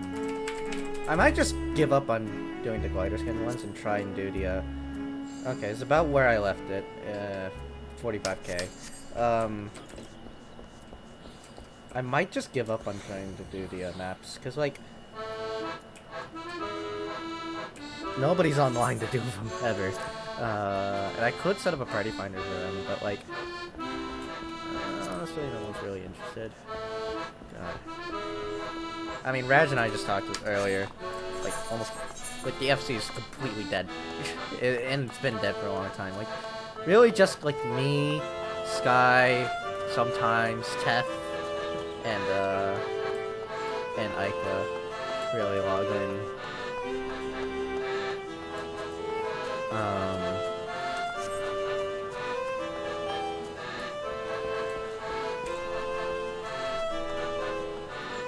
I don't think I can really quite pinpoint where we all died, honestly. I could just pinpoint a downward trend. But I can't really say the moment that, like, this is the moment where the FC was dead. But yeah, I don't know. I'm, like, I think I'm...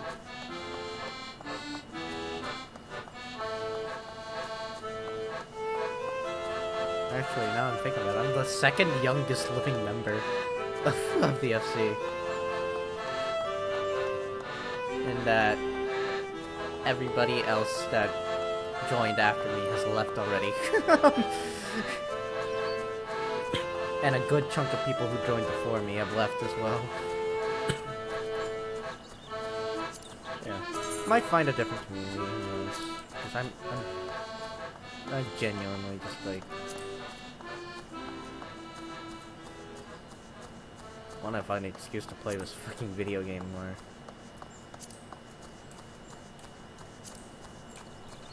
But it's been 3.5 hours in the stream.